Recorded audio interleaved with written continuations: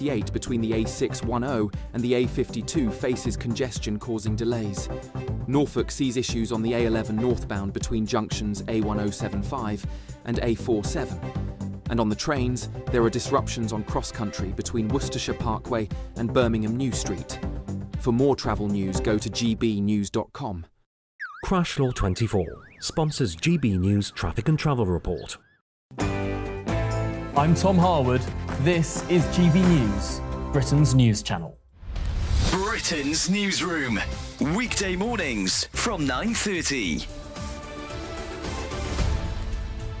There's an interesting story, Charlie, in the Daily Mail. A two-year report that claims racism in the UK countryside is getting worse, with abuse normalised and tolerated. What do you think of this academic research? Rubbish. Well, it's a load of old bunk. Yes, yeah. 2 years, as you say. 2 years to interview how many people? 115. It took 2 years. Very scientific. And this is where, people often ask about, what you do when you go to university, or the tuition fees that people have been paying. University of Leicester, where this report was undertaken, have funded this 2-year holiday spree by the sounds of things and cobbled something together at the end. 115 people, that's nobody. But they've asked the question about, do you feel that the countryside is effectively exclusive in any kind of particular way? Well, let me read this out. The report also claimed that non-verbal cues, such as incessant staring and unfriendly body language, made individuals from ethnic minority backgrounds feel unwelcome. And no Wellington boots. That's probably what they were staring at, yes. Walking shoes. I'm a man with certain vintage. I've never owned a pair of walking shoes. I haven't got walking shoes. I've got Wellington boots. I've never owned a pair of walking shoes. I've got a pair of wellies. Well, there you go. A pair of trainers. So we'd both be OK in the countryside. It does not impede on your appreciation of the countryside having walking shoes or not. Well, it depends how far you have to walk. It's pathetic. Haven't these universities got better things to do? Well, you would have thought so. But the idea that, the countryside is now all of a sudden racist, or the rural communities in our great countryside is all of a sudden exclusive, as I say, it's ridiculous. GB News, the People's Channel. I'm Michelle Dewberry, and this is GB News, the People's Channel.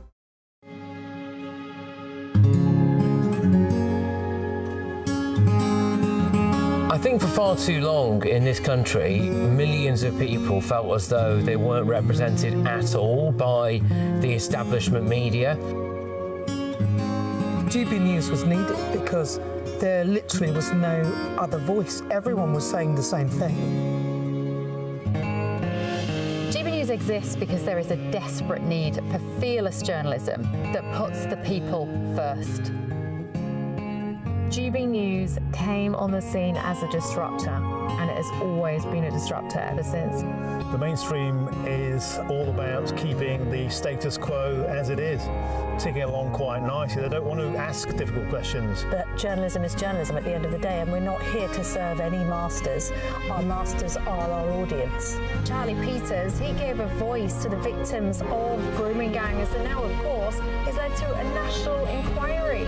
GB News exists to make sure those concerns are put forward, and people feel as though what they want to ask is put to those in power. We don't take orders from anyone. We ask the questions our viewers and listeners want answering. I know what's actually being discussed by my family and my friends. Us ordinary, hard-working British people have had enough. We've had enough. They're fed up with the same old establishment nonsense. Everything that we do is opening up conversations that others are afraid to go at. Why are you illegally bringing people into Britain?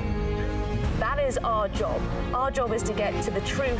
If it's important to you watching or listening at home, then it's important to us as well. That's what makes us the fearless champion of Britain.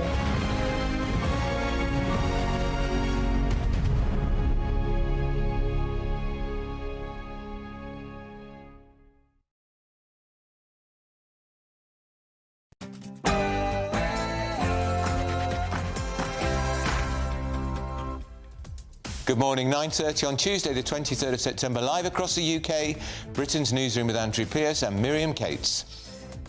Well, doctors in the UK are up in arms after Donald Trump said this. The meteoric rise in autism is among the most alarming public health developments in history. There's never been anything like this. So that's the United States President claiming there is a link between paracetamol use in pregnancy and autism. British doctors are insisting the painkiller is safe. We'll have the latest on that story. We will not only say that these people do not qualify for indefinite leave to remain, we will abolish indefinite leave to remain as a category in this country. Well, Nigel Farage's plan to abolish indefinite leave to remain is slammed by critics as an unworkable stunt based on dodgy maths. So do the sums add up for Reform UK? We'll be discussing now. And charities are dumping Sarah Ferguson. 7 so far have cut ties with the Duchess of York over emails to her supreme friend, the convicted paedophile Jeffrey Epstein. We're asking, what action will the King be taking? Yes, well, Fergie pledged never to contact the convicted paedophile again, but after it's emerged that she secretly emailed him weeks after making that pledge, charities are jumping ship. And find out why more than 2 million people across England will have to wait an extra week to have their bins emptied.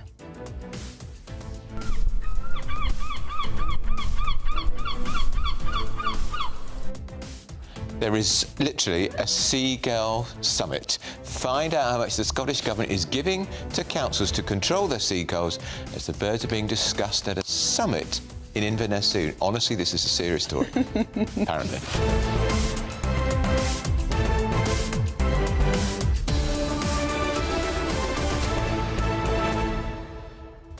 Oh, Andrew, you're laughing about this seagull story, but they really irritate people who live by the coast. Yeah, and they dive bomb when they're eating sandwiches, ice cream, so... Cornish pasties, anything. Oh, yeah, exactly. They're a menace. And they're very dirty. Yeah, they should be cold. Yeah, well, we live by the coast, but we also have 2 cats, so we don't see a lot of seagulls. Yeah, I've got 2 cats too. Are yours predatory, your cats? Yes, I mean, they prefer to be lazy and be fed, but no, they will catch anything. They catch birds, actually, not seagulls, they're a bit big, but it is a bit revolting. Anyway, we'd love to know what you think about all the very serious topics we're coming to, because we are going to be covering that story about President Trump claiming there's a link between taking paracetamol in pregnancy and autism. It's a very important story, and we're going to be talking to experts to give their view and take on that. So send your views, post your comments by visiting gbnews.com/your say. But first, here's your 60-second news update with Sam Francis.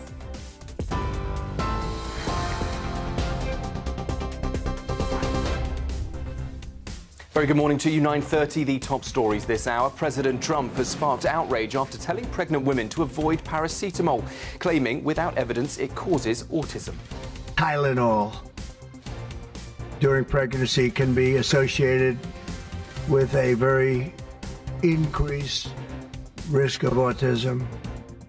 Health officials insist, though, the drug is safe, while the FDA in America now plans new warnings on the drug. At the United Nations, Foreign Secretary Yvette Cooper has accused Israel of choosing to escalate the Gaza war as Britain formally recognised Palestinian statehood.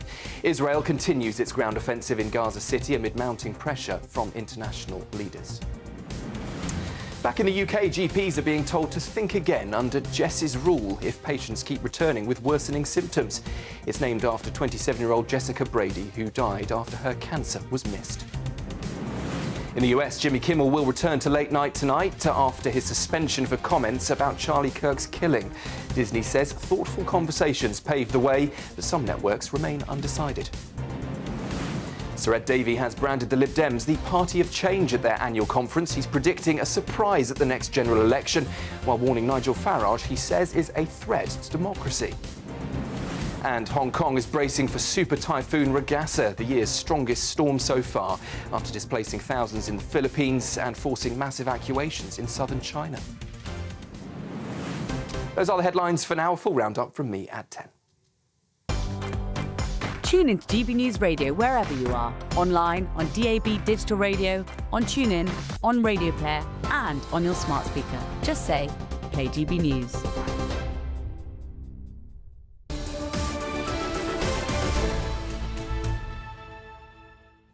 Hello, good morning. Welcome to Britain's Newsroom. We're live across the United Kingdom on GB News with Andrew Pearce and Miriam Cates. Well, you've heard us talking about it on GB News this morning. Now, this is what Donald Trump actually said when he talked about pregnant women should avoid paracetamol because of autism risk. This is what he said. Tylenol during pregnancy can be associated with a very increased risk of autism. Well, UK health officials insist that paracetamol is the safest painkiller for expecting mothers and warn that Trump's comments could pose real health risks. Andrew, what do you make of this? It seems an extraordinary intervention to make. It's such a commonly used painkiller. People perceive it as to be almost completely safe. This is big news. Yeah, it is. And women often in pregnancy, if they get a fever, you know about this, you've had children, they take paracetamol to lower the fever because fever is very dangerous in pregnancy.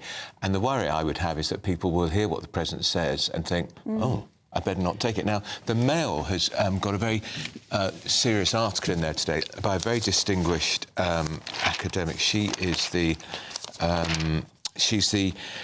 Professor Emeritus of Cognitive Neuroimaging at the Aston Brain Centre, Aston University. What she says is there can be a possible link between paracetamol and autism, but it's not causal. Yes, and there was a big study in Sweden, I think, where they looked at lots of pregnant women, some who took paracetamol during pregnancy, some who didn't. And I think for the women who didn't, there was something like a 1.42% chance that their child was later on diagnosed with autism. For those who did, it was a very, very tiny raise. But the thing is, it's so widely taken. And if you're taking a lot of paracetamol, it probably means that you've got other health complaints. It's very difficult to make that kind of claim. What is far more interesting, though, is this potential new drug that could help with autism, which is all about the need for folic acid in your brain, which is something that people do not have enough of because of fruit and veg. Because they don't eat enough fruit and veg. Exactly. So that's a far more interesting story. And you do wonder if diet is a bigger factor, because there is no doubt there is an increase in diagnosis of autism, much more so. But is that just because we're better at diagnosing, or is it diet? And what about screen time? Yep, screen Isn't there time an for issue over toddlers screen is time? a very clear link, because I think autism can be caused by genetics and different neurological patterns, but there's also, if you have too much screen time as a toddler, there's a direct link with having poorer language skills, poorer communication skills, all of which can be diagnosed as autism. It's bizarre that he's made this extraordinary claim and started talking about potential link with vaccinations again. That was scotched years ago, this idea that the MMR leads to vaccines. So it's difficult to weed out the potential medical advances from, frankly, conspiracy theories. Why is the President, Donald Trump, can't take him seriously?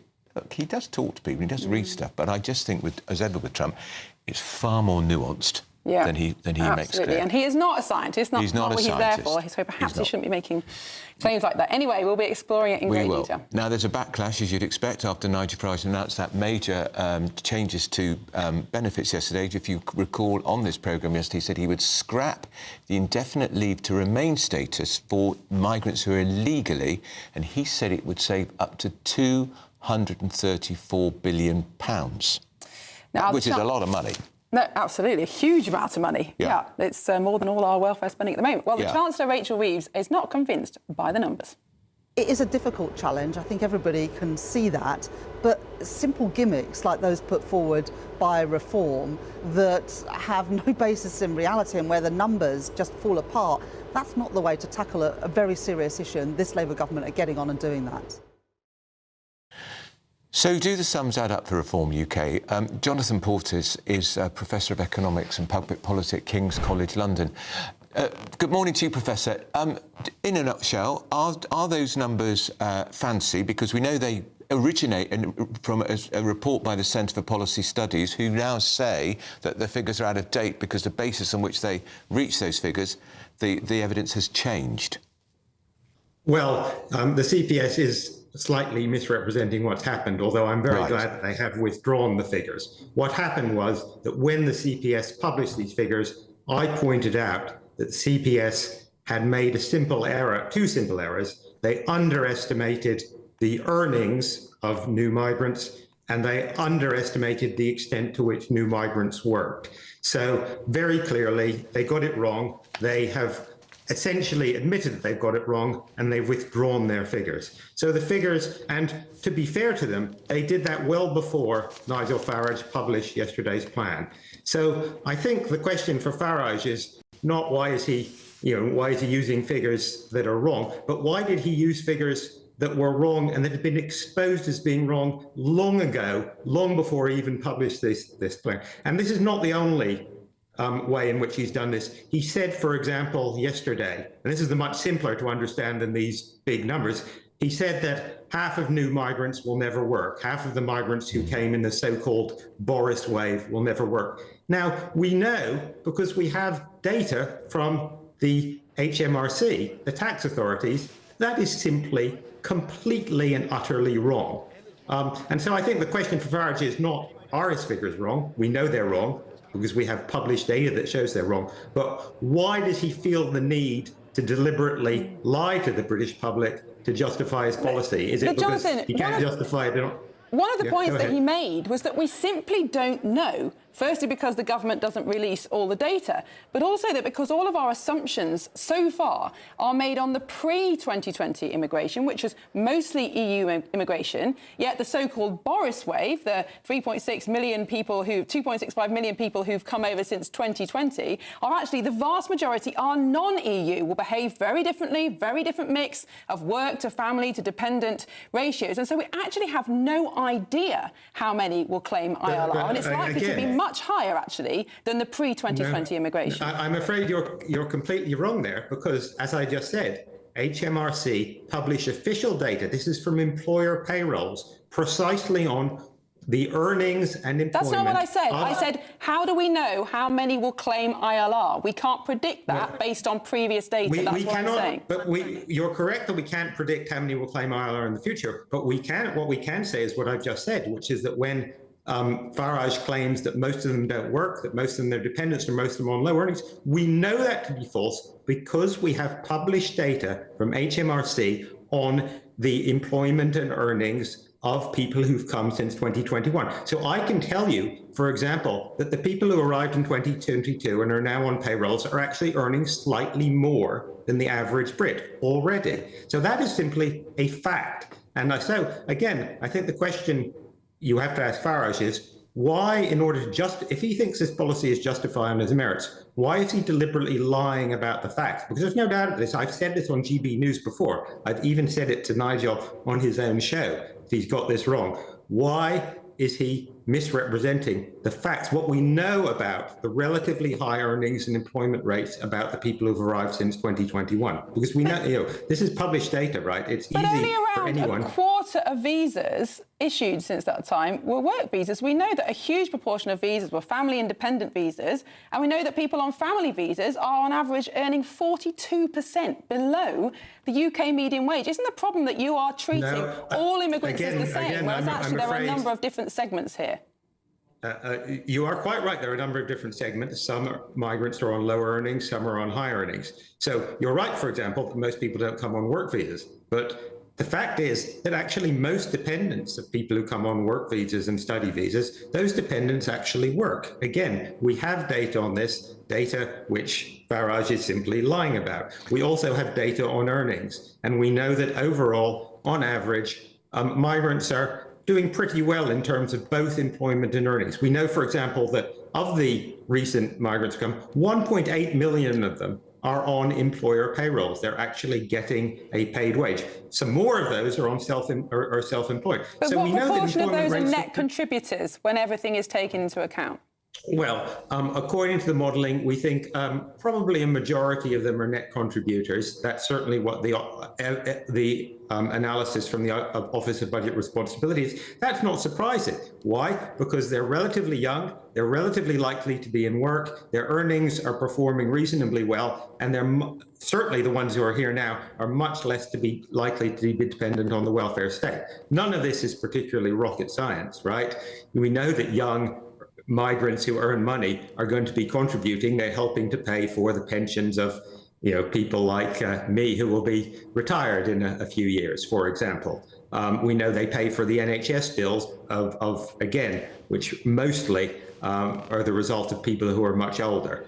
So overall, they are net contributors, certainly in the short term. Over the medium to long term, you're quite right. Some will be net contributors, some won't. Overall, the clear balance will be positive. We know that. But of course, there's a mix. And what about how many will be on claiming benefits, Professor?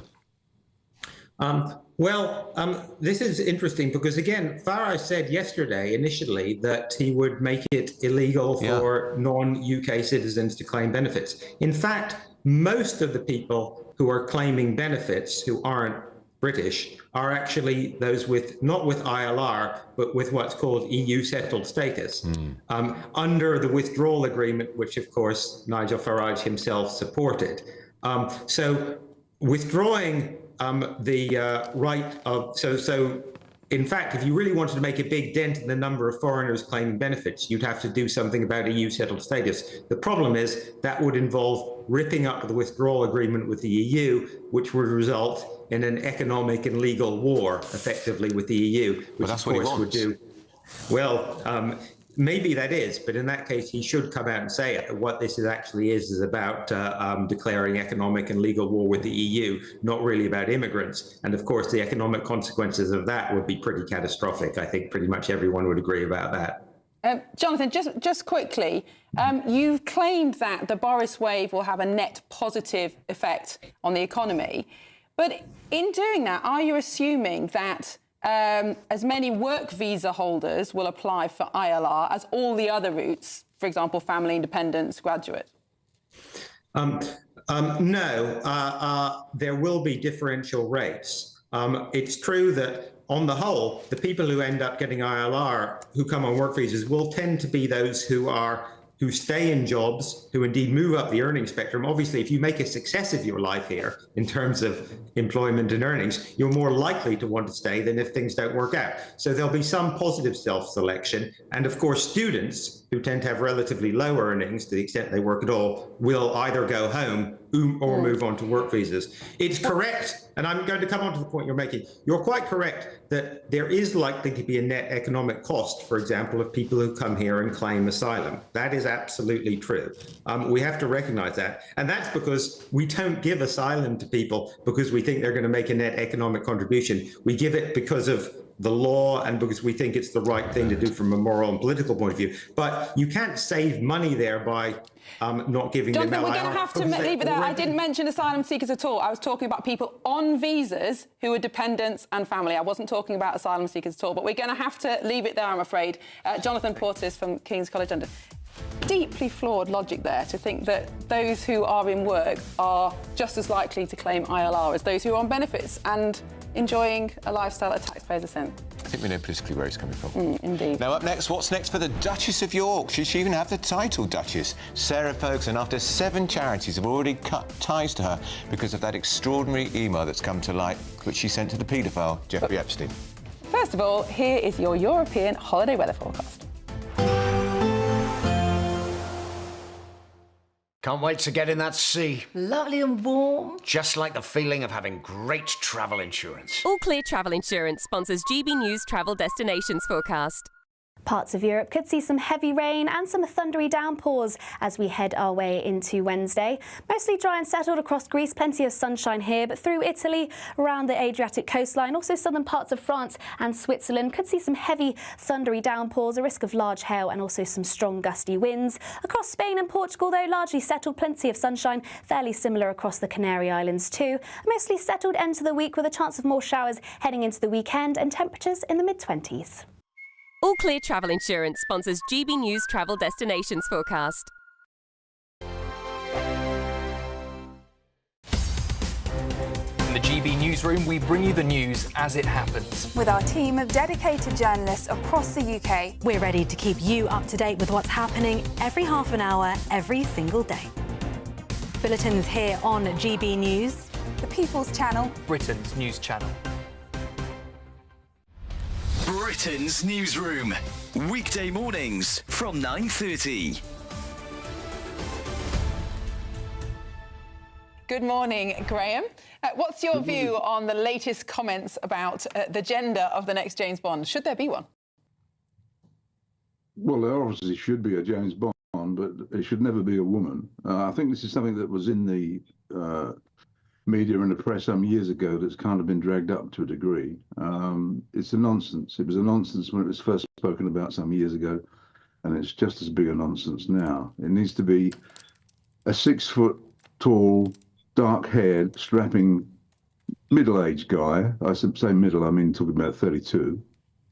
Graham, He's quite young in my book. Well, but I mean, look, Graham, what I say is that a lot of these. I mean, I know Amazon, I believe, have bought the rights to James Bond now. I mean, you've seen what they've done with some of their other shows. I'm not so convinced they're not going to go down this super woke, what I would call woke route. Is it? Do they really need to reinvent James Bond though? Because we've had so many iterations of him. They pretty much killed him off in the last movie. Do we need to reinvent the idea of James Bond, or should James Bond just retire? Should we say actually? Do you know what? We've had James Bond for almost 100 years. Actually, should we let this character rest for at least a bit of time, or maybe just retire the character before it gets destroyed by modern reinventions of it? Well, I think there's always going to be a market. There's always going to be an audience for James Bond if those films are made the correct way. I mean, you've got a perfect blueprint. If you look at the Bond films in the 60s, and you follow that as a blueprint, you can't go wrong, because most of them are based on Ian Fleming, and it's the best Bond films are the ones that are based on Fleming's books quite closely. GB News, the People's Channel. Britain was once the envy of the world, but look around. A nation that no longer knows what it is or where it's going. A country that's broken. How do we fix Britain? How do we bring it back? Friday night with Matt Goodwin at 8 p.m, only on GB News. At GB News, we love to hear from you, our loyal community. So drop us a line at gbnews.com/yoursay. There you can talk to each other and also to the presenters live on air. gbnews.com/yoursay, because GB News is your channel, Britain's news channel.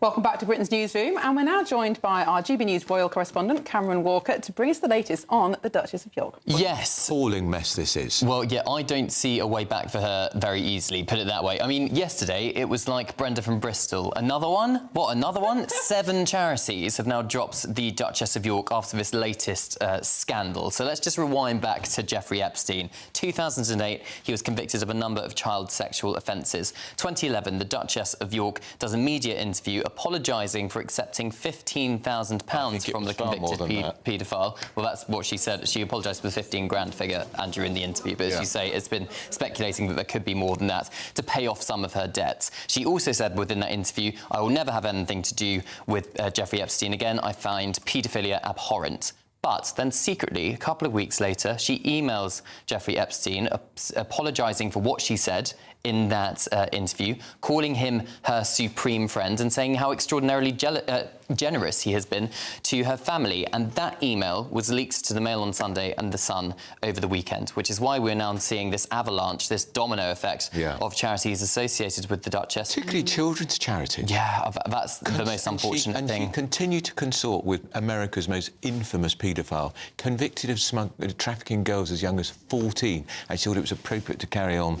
And we know at Christmas the King is a forgiving man. There she was at Sandringham with all the other royals. We can't see her anymore. I just don't see how the King can allow her to be in public. Now, I understand, and her spokesperson has said this, the reason she sent that email is because she was legally advised to do so because Epstein threatened to sue her, but clearly it's a bad look. Appalling look. It's well, appalling. Lots coming up. She's never had any judgment. No. We're going to have to go, but lots more coming up, including Ed Davey. Oh, excited. Here's the weather. Expect warm spells with the odd rude interruption. Box Boiler sponsors the weather on GB News. Hello there, good morning. Welcome to your GB News weather update from the Met Office. It's set to be another chilly start this morning, but it should be mostly dry, plenty of sunny spells, just feeling that little bit cooler as we head our way further into autumn. Now, there will be some showers around coast of East Anglia, parts of Sussex and Kent. Could see a fair few showers. These could be moderate to heavy. Also across the Northern Isles, there could be some showers here, but for the bulk of the country, mostly dry, a mix of cloud and also some sunny spells, fairly similar to what we saw yesterday afternoon. And temperatures are around about average for the time of year, highs reaching around 17 to 18 degrees Celsius, but around the mid-teens across many northern areas. Later into the evening, some showers could linger around for the time in fairly similar spots. So around coast of East Anglia, Sussex and Kent could still see some showers. Across much of England and Wales, though, it should be a mostly dry end to the day. Once again, a mix of cloud and also some clearer skies. Similar across Northern Ireland, northern parts of England and also Scotland. It should be a mostly dry end to the day, but still some showers just lingering across the very far northeast of Scotland. Now, through the overnight period, we have a mixture of clear skies and also light winds, so that does lead us into a risk of mist and fog, particularly as we head our way towards dawn. And once again, it is going to turn chilly under those clear spells, so a risk of frost as we head our way towards dawn once again, and still some lingering showers across the very far southeast. Most towns and cities dropping to around 5 to 6 degrees Celsius, particularly across the north, but in any rural spots, particularly under those clearer spells, it's likely will drop below freezing once again. So Wednesday morning, another fairly chilly start, any mist and fog clearing away quite readily. Still a chance of some showers across the far southeast, across central and eastern parts of England too, though they should be mostly isolated. So once again, another dry day, a mix of cloud and sunny spells and fairly similar temperatures to what we'll see this afternoon, highs reaching around 18 to 19 degrees Celsius. Expect warm spells with the odd rude interruption. Box Boilers sponsors the weather on GB News.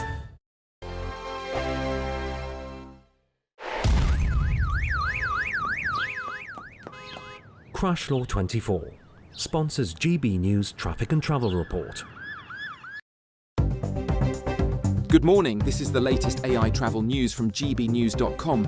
The M74 southbound is partially blocked due to an incident between junctions 5 and 6. On the M61 southbound, there's an accident between junctions 4 and 3.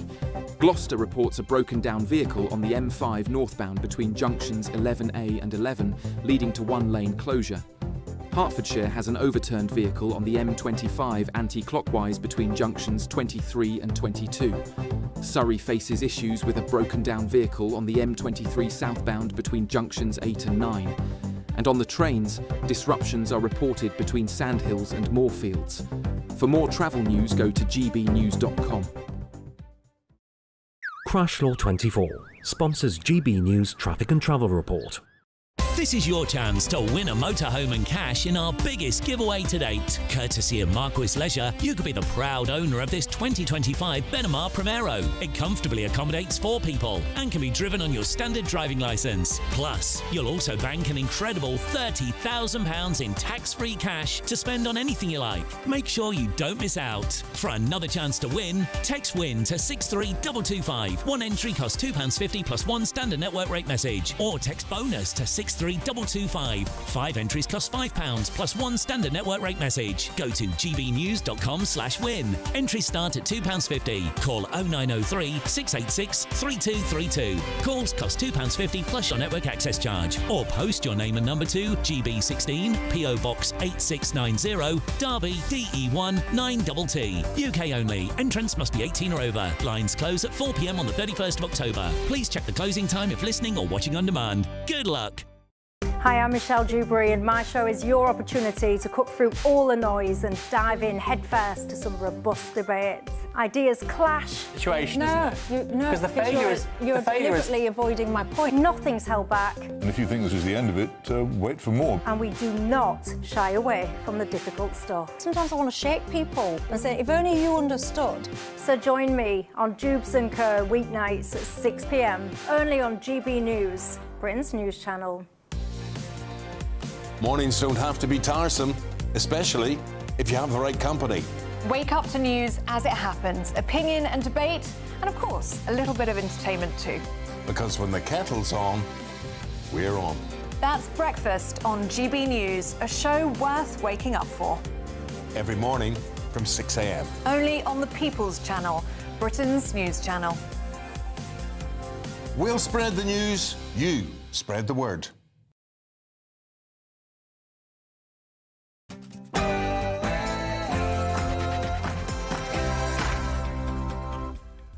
Good morning, it's 10 o'clock on Tuesday the 23rd of September. We're live across the United Kingdom. This is Britain's Newsroom with Andrew Pearce and Miriam Kate. Well, doctors in the UK say they're outraged after the President of the United States had this to say. The meteoric rise in autism is among the most alarming public health developments in history. There's never been anything like this. Well, the US president has claimed there's a link between paracetamol use in pregnancy and autism, as British doctors insist that the painkiller is safe. We'll have all the latest on that. We will not only say that these people do not qualify for indefinite leave to remain, we will abolish indefinite leave to remain as a category in this country. Well, that's Nigel Farage's plan to abolish indefinite leave to remain. It's been attacked by critics as unworkable, a stunt, and based on dodgy figures. So we're asking, do the sums add up? Does he care? I'm in Bournemouth at the Liberal Democrats' annual conference where Nigel Farage's immigration speech has set the cat amongst the pigeons. Later, Sir Ed Davey addresses the faithful, and the big issues he'll talk about are Nigel Farage and Donald Trump. And more charities are dumping Sarah Ferguson. 7 organisations now have cut ties with the Duchess of York over emails to convicted paedophile Jeffrey Epstein. What action will the King take? Prince Andrew's ex-wife pledged never to contact the convicted paedophile again, but after it's been leaked that she did exactly that in an email to the Sunday Times and The Sun, charities have jumped ship. Now, we think this is going to make you very, very cross. Find out why more than 2 million people across England will have to wait an extra week to have their bins emptied.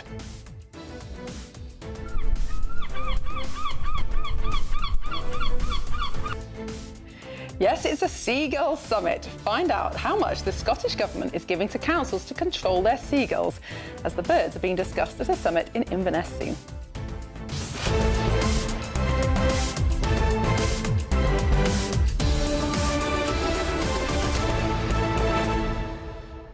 You see, I think Nigel Farage knew it would cause a hell of a firestorm. He knew the basis on which those figures they did their sums on had been withdrawn by the Centre for Policy Studies for whatever reason, but he's dominating the political agenda. Everybody's talking about it, and basically most people think Nigel Farage wants to cut our benefits bill and cut immigration. Isn't that job done? Well, and people inside Reform are comparing it to that infamous 350 million figure on the side of a bus during Brexit that nobody could ever prove was true or false, but nevertheless made the point of how much money we were giving to the EU. Absolutely. It's clever politics. But the point that they're making, which is an absolutely true one, is that we have absolutely no idea how many people who came over in the so-called Boris wave will claim ILR. So the figure could be much higher than what they're saying, it could be much lower, but the point is we don't know. And of course he also says only Brits will be able to claim benefits.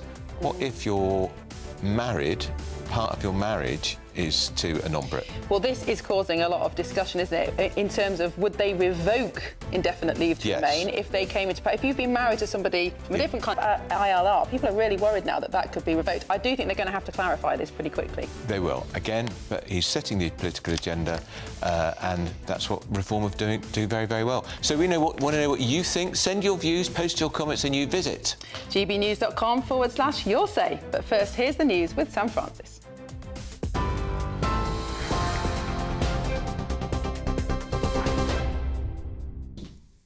Very good morning to you from the newsroom just after 10 o'clock. Well, the top story this hour, Health Secretary Wes Streeting is urging pregnant women to ignore Donald Trump's claims about a link between taking paracetamol and autism. Speaking in the Oval Office, the president said US doctors will soon be told not to prescribe the drug, known by its brand name Tylenol, despite decades of advice that it's safe. Tylenol during pregnancy can be associated with a very increased risk of autism. UK health officials insist paracetamol is the safest painkiller for expecting mothers, warning Trump's comments could pose real health risks. Tylenol's maker says that there's no scientific proof of a link to autism, calling the president's claims deeply concerning. Leading medical groups in the US and now worldwide continue to recommend the drug as safe during pregnancy. The Foreign Secretary Yvette Cooper has accused Israel of choosing to escalate the war in Gaza as she confirmed the UK's recognition of Palestinian statehood at the United Nations. She warned the two-state solution is in profound peril amid bloodshed, famine, terrorism and settlement expansion. She says the move is born of urgency and principle, insisting there can be no role for Hamas in Palestine's future governance. Stand before you today beneath the emblem of the United Nations to confirm the historic decision of the British government to recognise the State of Palestine.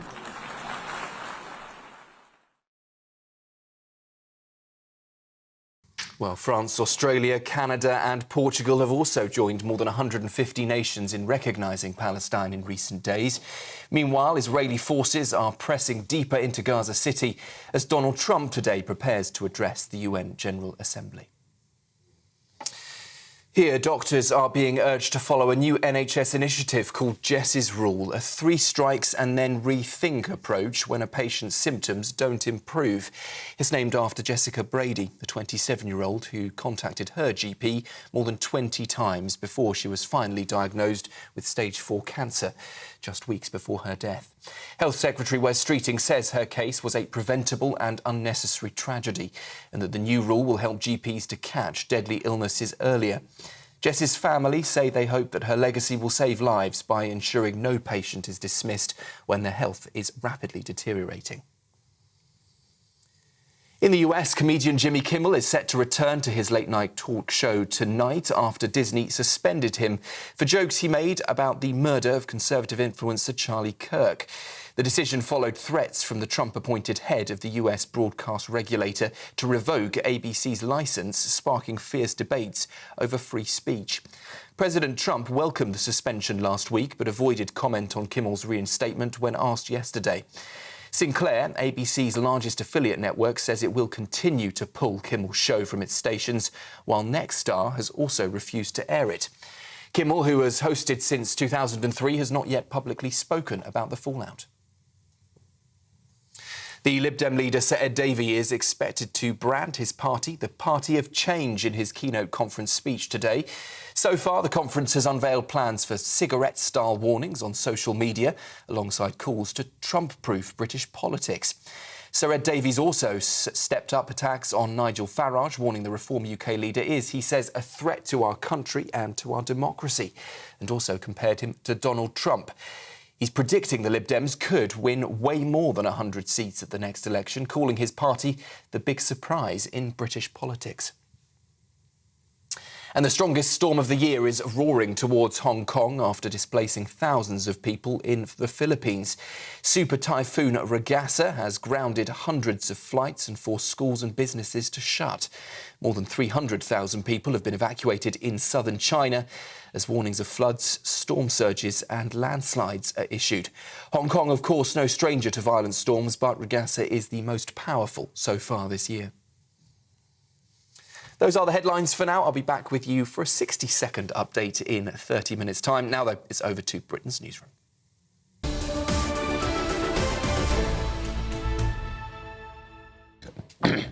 Hello, welcome back to Britain's Newsroom. We're live across the United Kingdom on GB News with Andrew Pearce and Miriam Kate. A lot of people getting in touch. I bet quite a few are agitated one way or other by Donald Trump, because he has that impact, doesn't he? Yes, but there are also a lot more about Farage, actually. Oh, are there? Adrian saying, sorry, but Nigel Farage doesn't lie, unlike the rest of politicians. We'll see. Oh. Megan says, whether the figures are right or wrong, no non-Brits should get benefits. See, that's exactly what I said earlier. He's setting the agenda. Yeah. This is job done for Nigel because he wants people to realise he's the only party that is absolutely determined to cut immigration. The Tories had 14 years and they massively increased. On your watch, Miriam, you did your best when you were in there. I did. I know, you tried. And also, he says he wants to cut the benefits bill, the welfare bill, the disability bill. And so that's what people are talking about. So it's also, job done for him. In a lot of countries, this is perfectly normal. You have to be a citizen in order to claim benefits. And that, I think most people would have assumed that was the case anyway until the figures came out recently. You get off the boat, you get off the dinghy. We provide the life jacket quite often. And in a hotel, here's some money from the taxpayer. It's outrageous. Exactly, and I think it's a perfectly fair distinction to make between people who are citizens and not, but this seems to be causing consternation amongst the left who think it's completely unfair. But I think people who are watching this programme and listening are cheering, saying, well done, Nigel. Absolutely. And then Brenda says, on our most important... Is it Brenda from Bristol? I don't know, actually, but it might be Brenda from Brighton, because she says, Andrew, leave the seagulls alone. No. Humans aren't the only species. Although I did think in that clip we showed up in Scotland of the seagull eating some chips, who leaves a bag of chips on the beach? I mean, that is... Asking for trouble. Asking for trouble. And ice creams. I mean, they're quite big birds, aren't they, some of these seagulls? They can come and take an entire ice cream. Anyway... I've had run-ins with them. Sorry, I'm not leaving them alone, Brenda. In other very important news... Really important. Sir Ed Davey... Bet you can't wait for this. Andrew's been waiting for... In fact, you're really disappointed, Andrew, aren't you, that you've not been allowed to go to the Lib Dem conference? Oh, I used to go during Coalition. It was one of the many reasons I couldn't stand that Coalition government, apart from the fact David Cameron was more Liberal than the Liberals. Well, that's I had to go to the conference. Yeah. Well, Sir Ed Davey... Earnestness on stilts is the Lib Dem conference. Oh, I was going to say something that's probably not broadcastable, so I won't... No, it's fine. I was going to make fashion comments about the Lib Dems. You can talk about sandals, weren't you? I might have been. Anyway, Sir Ed Davey will be unveiling his plans at the Lib Dem conference to give US cancer research scientists fleeing the Trump administration's so-called anti-science agenda a dedicated fellowship scheme so they can continue their research in the UK. Oh, really? Well, let's hear from GB News political editor, our very own Christopher Hope, who's down there in Bournemouth by the seaside. Chris, I hope you're having a lovely time down there. Tell us more about what Ed Davey's doing today. That's right. It's his big speech, Andrew and Miriam, a big speech about to try and set the agenda, make this party cut through. 72 MPs, they may as well have a dozen for the amount of difference they're making, I think, on the political scene in Westminster. All the policy, all the ideas are being driven by a party with just 5 MPs. Nigel Farage, that announcement yesterday on immigration has set this place alight again. They're all talking about it. I interviewed Ed Davey yesterday for GB News for 11 minutes. Every minute he mentions the words Nigel Farage. We'll see him mentioned in the big speech from Ed Davey today, and also Donald Trump and that policy that Miriam mentions there to try and provide safe haven for what he says cancer scientists are fleeing America, he says, Davey says, because he says they're having their funding cut back by the Trump administration. Come here and do your work here, he'll say. He'll also attack what he'll describe as these totally false conspiracy theories that Ed Davey says Donald Trump peddles. He may even mention the issue of whether paracetamol can contribute to autism. I'm seeing all sorts of medical experts saying that's not the case today, of course. He'll say change. We are the change party. They'll try and wrap themselves in the Union flag. Patriotism is where the Lib Dems are. I asked Davey yesterday, do you prefer the EU flag or the Union Jack? He said the St George's flag, quite a neat diversion there. But no question, this party has been behind the European project. Now, of course, we're driving forward with the UK alone. I should say while I'm with you that breaking this hour, there's some very bad news on the economy. The OECD does 2 big forecasts every year on big global economies. They're forecasting a falling growth from 1.4% this year to just 1% next year. To say that again, 1.4% growth this year to just 1% next year. That is very bad news for people who are fearing tax increases in the November budget. If growth is falling by that amount, that's over a third off growth for next year. That could mean more likely we'll be seeing bigger spending cuts and also tax increases in the late November budget. That's Chris Hope at the Liberal Democrat conference. We are going to talk to an economist to crunch those figures, say what that means for people watching and listening, because that's a huge downgrade in our growth forecast from the OECD, the Organisation of Economic and whatever. Yeah. I don't have a lot of time for these organisations, actually, but they do seem to have a direction of travel, Miriam. They're all downgrading forecasts. They are, although often when you look back in retrospect, these forecasts are all wrong. But what else have we got to go on? So. Exactly. So it's time for the Great British Giveaway. Plenty of time for you to become our biggest winner to date, driving away with a new 4-berth motorhome and banking £30 in tax-free cash. £30,000. 30,000. What did I say? 30 quid would be it. £30 isn't very much. £30,000. Yeah. Well, altogether, that is a prize worth £104,000, and here are all the details you need for a chance to make it yours. You're not going to want to miss our greatest Great British giveaway so far. You could bank an incredible £30,000 in tax-free cash to spend however you like. And if that wasn't enough, you'll also get to drive away in this brand new motorhome. With thanks to Marquis Leisure, this brand new 2025 Benamar Primero could be yours. It comes with all the mod cons you'd expect from a vehicle worth over £74,000 and comfortably sleeps 4 people. This prize package is worth over £104,000. And remember, if you can dream it, you can drive it away. For another chance to win, text WIN to 63225. One entry costs £2.50 plus one standard network rate message. Or text BONUS to 63225. 5 entries cost £5 plus one standard network rate message. Go to gbnews.com/win. Entries start at £2.50. Call 0903 686 3232. Calls cost £2.50 plus your network access charge. Or post your name and number to GB16 PO Box 8690 Derby DE1 9TT. UK only. Entrants must be 18 or over. Lines close at 4 p.m. on the 31st of October. The winner will be contacted live on GB News, week commencing 10th November. Please check the closing time if listening or watching on demand. Good luck. Well, good luck with that. And we're now joined by GB News' royal correspondent Cameron Walker. This story is going to get legs, Cameron, because I think more charities that she's associated with, 7 have already said, on your bite, love, after her appalling hypocrisy and lies over her links to Jeffrey Epstein were exposed in the Mail on Sunday. And her face on several of the front pages this morning, of course, so this isn't going away, as you say, Andrew. She was associated with a number of charities, just to bring people up to speed if they aren't aware of this story. Jeffrey Epstein, of course, was convicted of a number of child sexual offences in 2008. In 2011, Sarah, Duchess of York, did a media interview apologising for accepting £15,000 of his money to try and pay off some of her debts, but there are reports that perhaps it was slightly more over the years, money-wise, of that.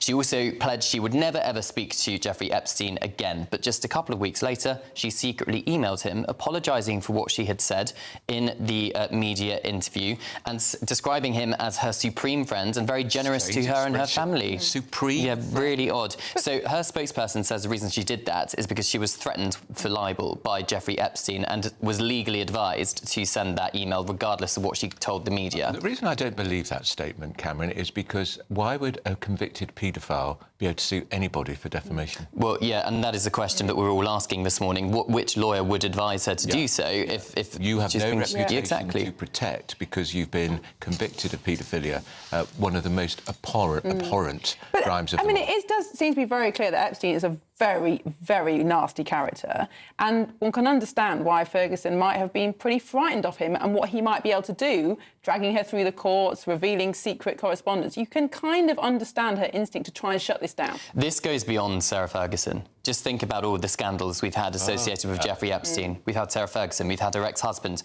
Prince Andrew, we've had the former ambassador to the United States, Lord Mandleton, who's lost his career over it. Several high-profile American celebrities and former politicians as well have been associated with this man. He was incredibly rich, he was incredibly charismatic, he was incredibly persuasive.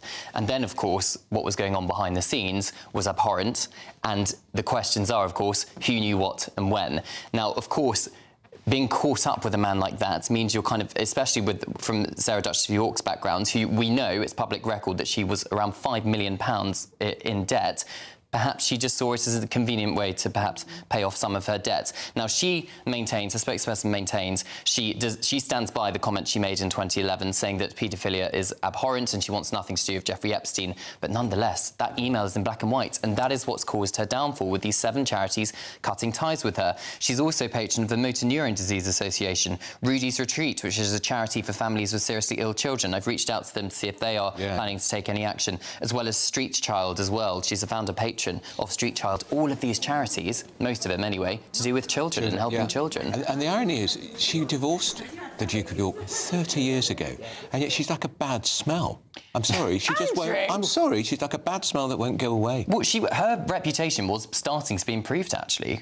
Following the death of Prince Philip, she was allowed back to Sandringham. She's done the Sandringham Walk. She was praised last year for keeping Andrew away from Sandringham. She's got no judgment. I think it's really sad for her 2 daughters and their children, because they seem to be hardworking, popular, trying really hard to have both career and also to still be public servants. It's very difficult for them to see how they are going to be full part of the royal family, given the mum and dad. Well, I think, and she's. I'm told one of her faults, but it's a charming fault, is her generosity to her friends. But if you're spending money you haven't got, and also with Jeffrey Epstein, there's no such thing as a free lunch with Jeffrey Epstein. No, but of course all of this happened more than a decade ago. Yeah, she probably thought that, you know, she'd get away with it, and obviously not, because this has been come out in the papers. But I think Prince William's actions between Prince Andrew and Eugenie Beatrice, the daughters of the Duke and Duchess of York, is quite telling, because Prince Andrew completely blanked Prince William completely blanked Prince Andrew at the funeral of the Duchess of Kent last week, despite Andrew desperately trying to start a conversation with Prince William. But we have seen William call upon Eugenie and Beatrice to be part of the garden parties. So we'll see. They might still have a role. I've seen them at garden parties, and they're very charming, and people flock around them, and they're very nice. They're very nice, charming women. And as you say, the balance between charity and private work. Yes, absolutely. Cameron, there'll be more of that about this. Now, still ahead, it's the biggest issue that unites us and America: immigration. What they don't show is the side of these people like we've talked about, where they leave people out here to die of exposure. They leave little kids out here to die. They pack them in trucks. Yes, there's GB News presenter Ben Leo, who's been investigating at a town near the southern border affected by the immigration crisis. That was on yesterday's Late Show Live. Coming up next. And a top doctor is going to break down Donald Trump's comments linking paracetamol to use in pregnancy to the increased risk in autism. A very controversial statement by the President, and we're going to be examining it properly. This is Britain's Newsroom, Britain's favourite morning show on GBNews, and lots of you listened and tuned in yesterday, so thank you very much for that.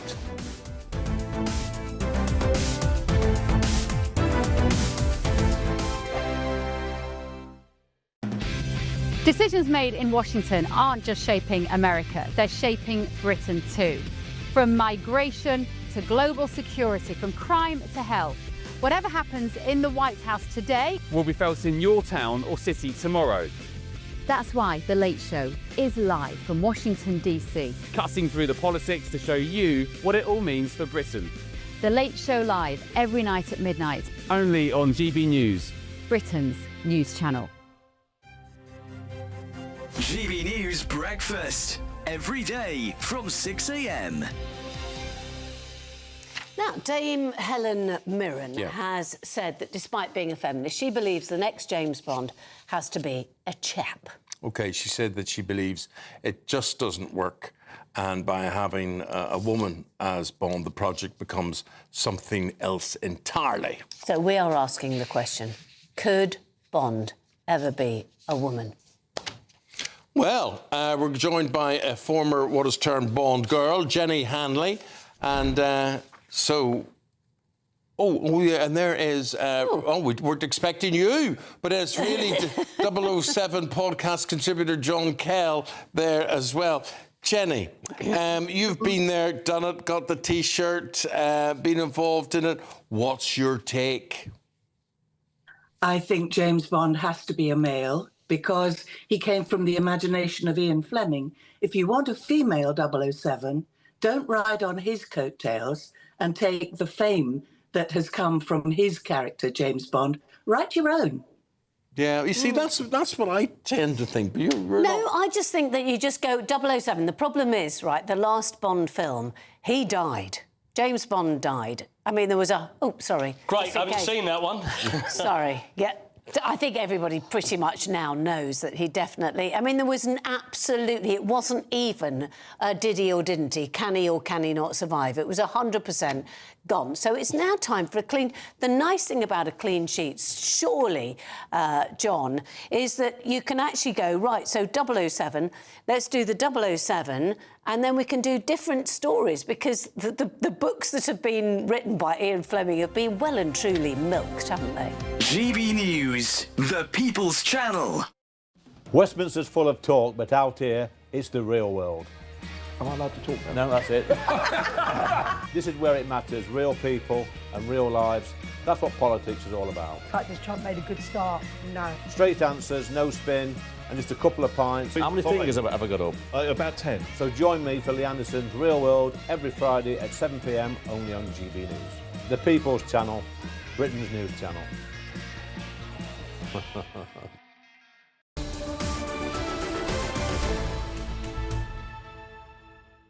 Welcome back. It's 24 minutes past 10. This is Britain's Newsroom with Andrew Pearce and Miriam Cates. The panel are here. GBNews senior political commentator Nigel Nelson and Dr. Renee Huncamp. Renee, we've got to talk to you first of all, if you don't mind. I don't.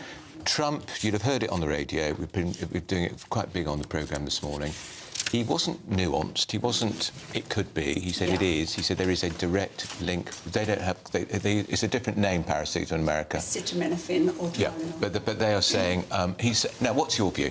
So, look, there is not a direct link, and I think it is important to say that. There are some low-quality studies which say there is a link, but there's some much... We've got trouble with your mic, so Dr. Nigel, you're going to be doctor now. So you look a little bit... Can you help us with it? What is your instinct on... I mean, I don't think the President should even be getting into this. No, that's the first thing that he shouldn't be saying. You've got a Secretary of State for Health, we all Professor of Medicine. Yeah, we all remember what he said about exactly... Injecting bleach. Yeah, injecting disinfectant to cure COVID. Now, although he was saying we ought to be doing some more research on this rather than actually saying go out and do it, people did go out and do it. They did.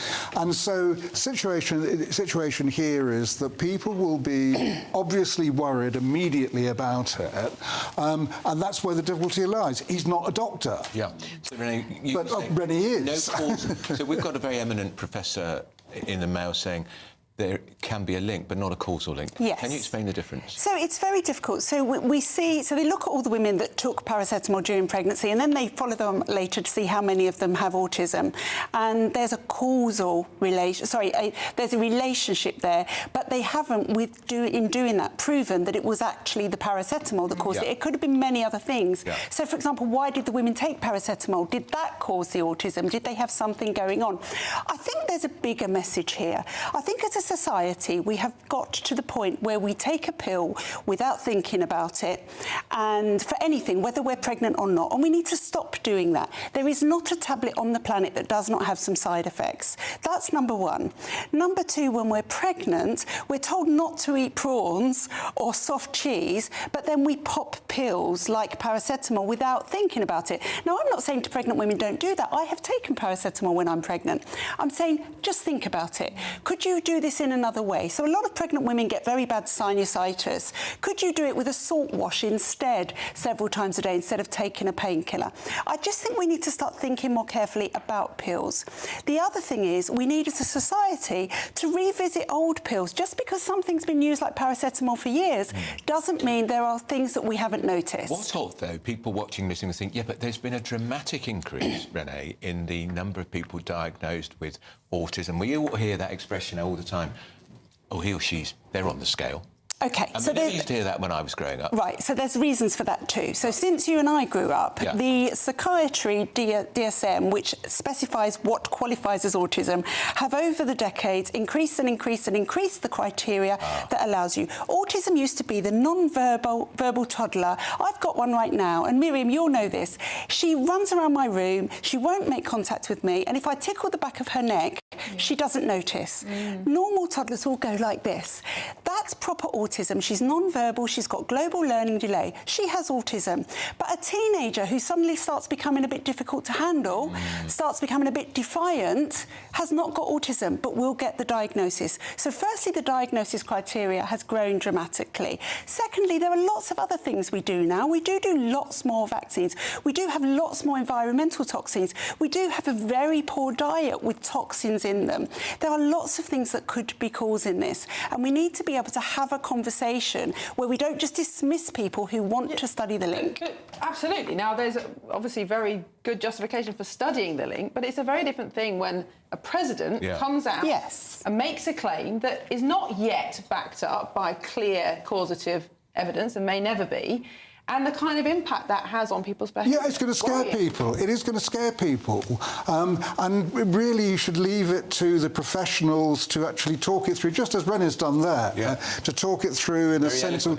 Yeah, exactly, in a very sort of sensible way, without trying to scare people. I mean, you talk about autism. Autism was diagnosed back in the 1940s. Then you had 1 in 2,000 people or children actually being diagnosed. diagnosed. Now we have 1 in 100. Yeah. Now, if we've just expanded the criteria for in it, America. yeah, yes, exactly. But if we've just expanded the criteria, I can understand that. Are we over-diagnosing? And all these things actually have an effect on public policy. Of course. We've got to decide how those things should actually be used. Isn't another factor, I speak as a non-parent here, screen time, which wasn't around again when I was growing up.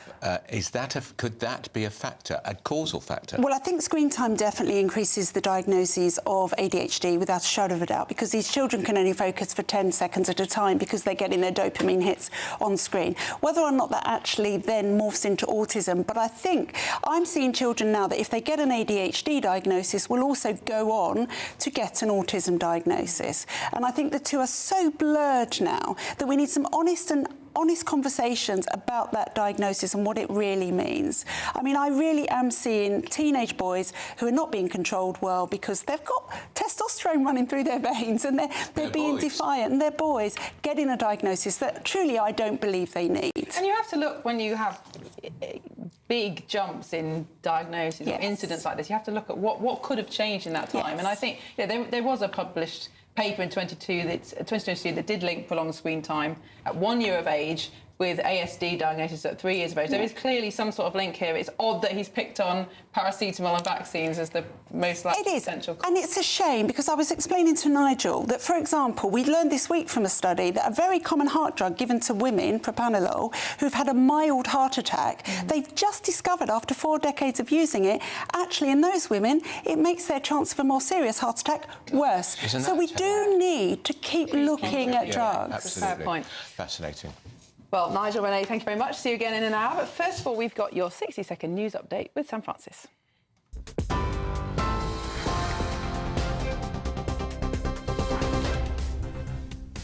Very good morning to you. 10:30. As we were just hearing, President Trump has told pregnant women to avoid paracetamol, claiming without any evidence it may cause autism in children. Tylenol during pregnancy can be associated with a very increased risk of autism. Health Secretary Wes Streeting says the claims are baseless and urged women to trust doctors over the president. At the United Nations, Foreign Secretary Yvette Cooper has accused Israel of choosing to escalate the Gaza war as Britain formally recognised Palestinian statehood. Israel continues its ground offensive in Gaza City amid mounting international pressure. Higher taxes, spending cuts and growth down to 1% next year. That's the warning from the OECD this morning. The Chancellor insists the economy is stronger than forecast, but admits more is needed to ease the cost of living. In the UK, GPs are being told to think again under Jess's rule if patients keep returning with worsening symptoms. It's named after 27-year-old Jessica Brady, who sadly died after her cancer was missed. Sir Ed Davey has branded the Lib Dems the party of change at their annual conference. He's predicting a surprise at the next election, while warning that Nigel Farage is, he says, a threat to democracy. And in the US, Jimmy Kimmel is set to return to late night tonight after his suspension for comments about Charlie Kirk's killing. Disney says thoughtful conversations paved the way, but some networks remain undecided. Those are the headlines for now. Let's take you back to Andrew and Miriam. Tune into GB News Radio wherever you are, online, on DAB digital radio, on TuneIn, on Radio Player and on your smart speaker. Just say, play GB News.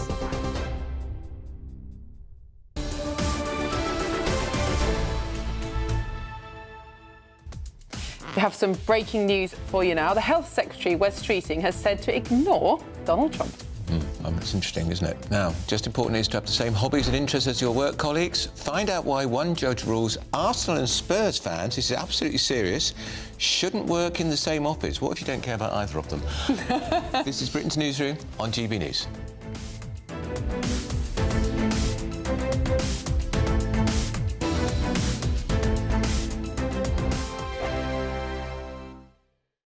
Hello there, good morning. Welcome to your GB News weather update from the Met Office.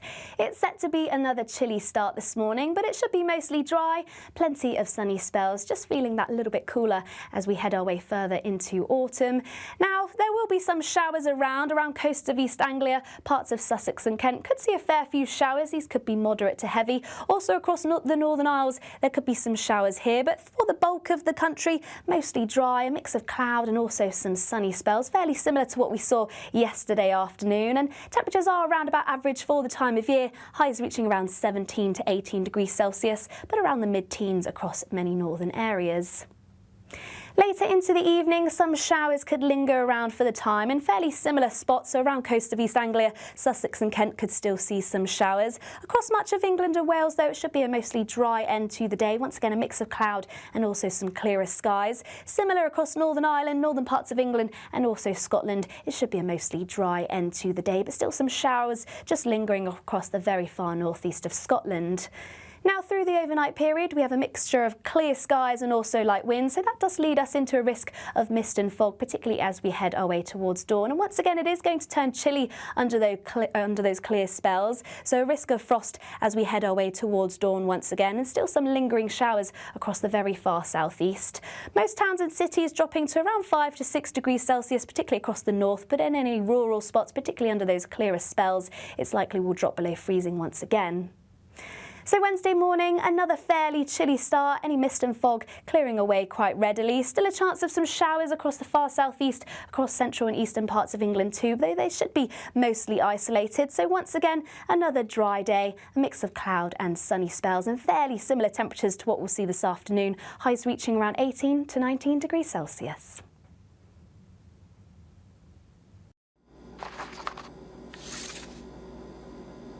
Crash Law 24 sponsors GB News Traffic and Travel Report. Good morning. This is the latest AI travel news from GBNews.com. Expect significant delays on the M74 southbound between junctions 5 and 6 due to a road traffic incident. In Hampshire, the M27 westbound at junction 3 has a collision with one lane closed. Meanwhile, in Hertfordshire, the M25 anti-clockwise between junctions 23 and 22 has an overturned vehicle, causing delays with normal conditions expected by noon. And on the trains, East Midlands Railway has suspended services between Cleethorpes and Barton-on-Humber. London North Western Railway is not running between Crewe and Stafford via Stoke-on-Trent. For more travel news, go to gbnews.com. Crash Law 24 sponsors GB News Traffic and Travel Report.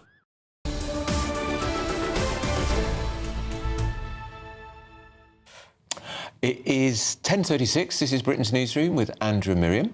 Now, we love this story. A judge has ruled that employers can legally turn down a candidate for a job if they support a rival football team to the company's existing staff. This is absolutely true. So Judge Daniel Wright said that an interviewer should be permitted to reject a job applicant, for instance, who supports Tottenham Hotspur, when the office is full of Arsenal, which of course is the deadly rival team. I'm glad you pointed that out because I didn't actually know that. Right, we're now joined by the head of employment at Payne Hicks Beach, James Townsend, and political commentator Andy Jones. Good morning to both of you. Thank you very much for joining us. Andy, let's start with you. This report has got some quite extraordinary headlines, but at the root of it, the judge is basically saying it should be up to the employer who they employ. Absolutely. I think we've seen in some instances that employers are sort of stuck with problem staff, the shirkers, the people that don't jump to the company tune, etc., are a problem for others. But in this case, actually, it seems quite peculiar. This is almost an overreach by this judge, because this case wasn't even about football. This was a case at a marketing firm where they said that this member of staff wasn't going to get hired because they didn't join in sort of the social circles and they wouldn't be a good fit. And the judge then used the example of, if you had an office full of Arsenal fans, you wouldn't invite a Tottenham fan to work there. But this is obviously a bit ridiculous, because there's someone growing up in Birmingham, where there was Birmingham, West Brom, Villa, Wolverhampton Wanderers and all the other clubs. Part of the joy of working in an office is working with rival football fans and having some chit-chat. And all of the Arsenal fans I know will tell you this: the one more annoying thing than Tottenham fans is other Arsenal fans. Because if you get a room full of Arsenal fans in one place, All they will do is disagree with each other. You only have to watch Arsenal fan TV to know that. Arsenal fans would do no work at all if they just sat there among their own clan. Right, let's get James Townsend involved in this conversation. James, I don't know if you're an Arsenal or a Tottenham fan, or if, like me, you couldn't give a hoot about any football team. What's your take on this extraordinary intervention by this judge? Well, I'm neither, I'm pleased to say, so I can be neutral on that, Andrew, like you. Look, the context of this is important, and it was an example at paragraph 42 of a very long judgment. Effectively, what the judge is saying is employers should be free to recruit people that they want to recruit, and harmony within the office is important. And if you're a small company, and if the room is full of Arsenal fans and you want to take the decision to recruit another Arsenal fan, you should be free to do so. And that seems sensible to me. Because Andy, sorry, Andy. Oh, sorry to interrupt. It doesn't seem like a law, a particular rule that can be applied with any great force, because as we all know, the idea of fandom is quite a sliding scale. There's the Arsenal fan who buys all the shirts, goes home and away, never misses a match. His dog's called Bergkamp and all of this sort of stuff. But Andy, isn't this slightly missing the point? A casual fan who's sort of a nominal fan, and then they don't get the job because they were asked at the interview, by the way, do you support Arsenal? Aren't you adding 2 and 2 together and making 5 here? Because the judge just used this as an example. He was obviously scratching around for something that was culturally appropriate to describe why a boss might think that somebody didn't fit in. Really, isn't all he's saying that if you have a gut feeling that this person is not going to be seamlessly fit into your team, then that's a perfectly good reason for not employing them? Sure, and as James would tell you, there's endless cases that you have to then unpick, problem staff, and you can't get rid of them, and you're stuck with contracts. The problem I see with this is the judge, who probably hasn't got much workplace experience working in an office or a factory floor, has reached for an example that's patently ridiculous. We all love working with other football fans. I know that they're football mad at GBNews, apart from on today's show. But if you can't have a debate with someone in an office and talk about football and say, oh, you were rubbish at the weekend or we won at the weekend, you're probably not very good at problem solving, building an argument, making a presentation, understanding data, understanding tables. If you cannot argue your case in an office, you are not necessarily always a good employee. And if you've got to fall out with someone just because they're Arsenal or Tottenham or wherever, you're probably not a great place to work. James, what do you say to all this? The judge made it clear that he had previous experience of being a hirer within the judgment. What the judge is effectively saying is, look, in an employment scenario, you're going to have 2 candidates. In this case, I think he said both candidates were good candidates. It's just that the hiring manager got a better vibe for Ms. Lopez rather than Ms. Carlier, and she was therefore recruited. Employers often are faced with a situation where you've got 2 good candidates. Now, as a throwaway comment, this football analogy came in, but it's a really interesting case. It was over 3 days in South London. It was a case of race discrimination, disability discrimination, sex discrimination. These are all characteristics that are protected. Employers aren't permitted under law to discriminate on that basis. I think what the judge was saying is you can discriminate against a Tottenham Hotspur football fan. You just can't discriminate against someone for being a woman. Isn't it entirely legitimate as well for an employer who's doing interviews to employ someone on the basis of they do get a better vibe or a good vibe from one more than the other? Yeah, absolutely. I mean, as long as you're not making that decision based on a protected characteristic such as gender, sex, disability, then quite right. I mean, otherwise, how would you ever be able to recruit anybody? I mean, this is the very, very early stage of an employment relationship. The employment relationship hasn't, in fact, started. So there was a clear process. They had objective interview criteria in the questions, and they went with Ms. Lopez rather than Ms. Carlier. And unfortunately for Ms. Carlier on this occasion, she didn't succeed in her claim. That was the right decision. What's interesting about this case for us this morning is that he used an analogy of Arsenal and Tottenham. I mean, I don't know why he used that analogy. Had he used a different analogy, we probably wouldn't be talking about it. We probably wouldn't, actually. Andy, doesn't this all go to show that the government, the law, has far too much intervention in how people are employed, who are employed, and actually we should trust people's instincts, their knowledge of relationships. Yeah, I mean, I echo that point. Isn't it an absolute madness that this case has got to court because somebody didn't get a job. Yeah. I mean, there's any number of reasons. We've all been told no thanks, or even not even got a reply after an interview. Yeah. I certainly have. To be in a position where you're suing because you didn't get a job, not because you were abused in the workplace, because you were passed over by promotion, because of something that happened at a Christmas party. Suing because you didn't get a job is crazy. But also, slightly crazy, the judge using this example of Arsenal and Tottenham. He could have said Conservative and Labour, or Conservative and Reform, or all sorts of things that people actually might argue about. I know that we argue about that a bit on GB News, but football, come on. If you can't have a chat with your mates in the office, whatever political opinions are in fact protected. Political opinions are protected, which is probably why, to be fair, we use this analogy. Yeah. And James, how often now is it that people are going to employment tribunals because they didn't get the job? Oh, you know, it's been going on for a long time. It's very frustrating for employers when they face claims from people at the job interview stage, but you have that right not to be discriminated against at job interviews. So employers need to be careful. They need to have objective questions. They need to conduct fair processes.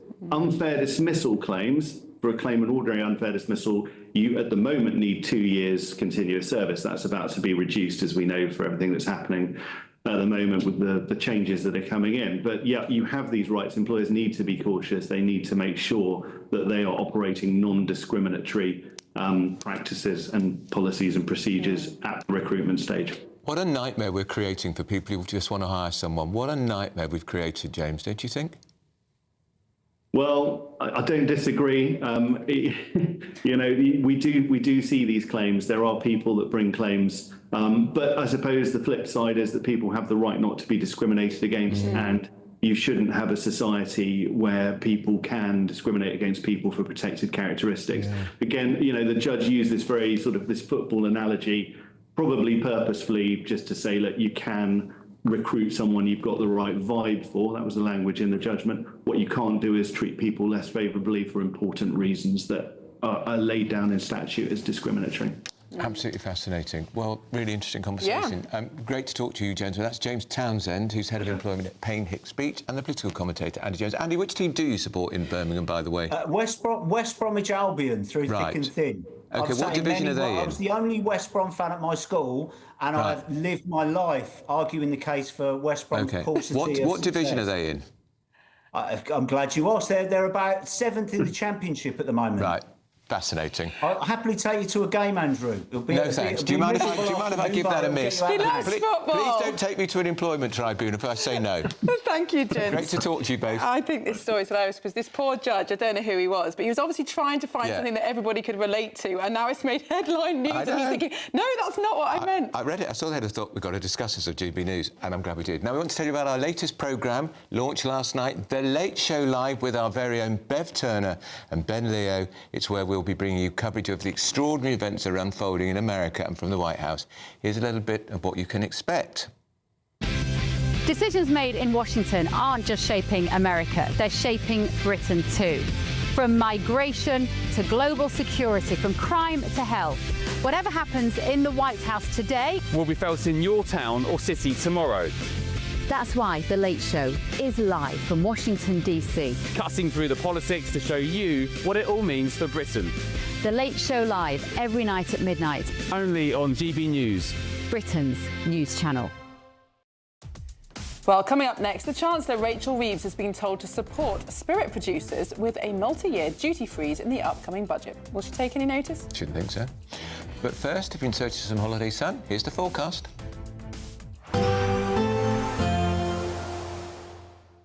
I forecast a perfect holiday in the sun.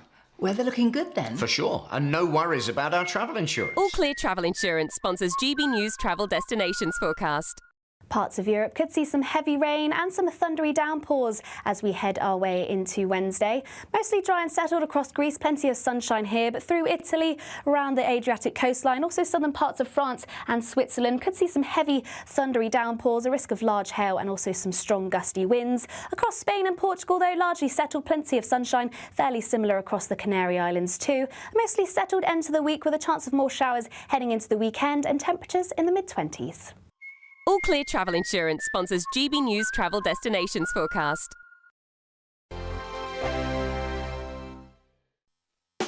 You want to know what's really going on in the corridors of power? Labour don't know what to do with you half the time, and that makes you quite lethal in the chamber. Get behind the headlines with Chopper's Political Podcast. Join me, Christopher Hope, as I sit down with the great and the good of British politics. We'll see where this ruling takes us. These are the stories shaping our nation. Chopper's Political Podcast, available now on all platforms. Listen in and stay ahead.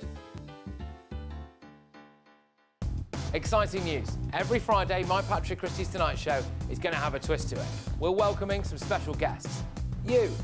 That's right, on Fridays I'm going to be doing my show in front of a live studio audience because this show is about you and what you have to say. It's going to be the same big debates, same big topics, same big opinions, but every Friday night at 9 p.m. you are invited to come on down to Patrick Christie's Tonight to be a part of the action. Only on GB News, the People's Channel, Britain's news channel. At GB News, we love to hear from you, our loyal community. So drop us a line at gbnews.com/your say. There you can talk to each other and also to the presenters live on air. gbnews.com/your say, because GB News is your channel, Britain's news channel. In the GB Newsroom, we bring you the news as it happens. With our team of dedicated journalists across the UK, we're ready to keep you up to date with what's happening every half an hour, every single day. Bulletins here on GB News, the People's Channel, Britain's news channel. Decisions made in Washington aren't just shaping America, they're shaping Britain too. From migration to global security, from crime to health. Whatever happens in the White House today will be felt in your town or city tomorrow.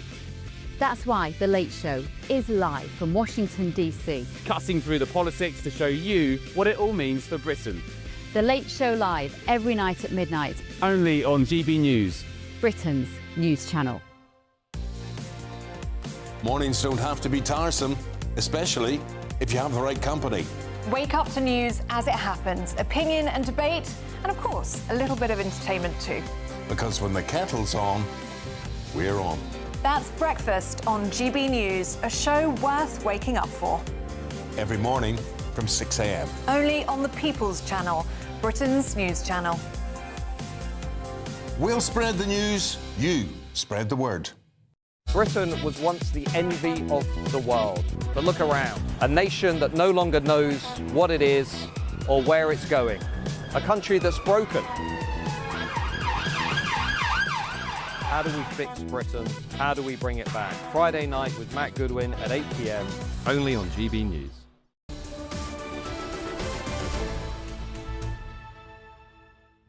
Welcome back. It's 9 minutes to 11. You're watching Britain's Newsroom on GB News.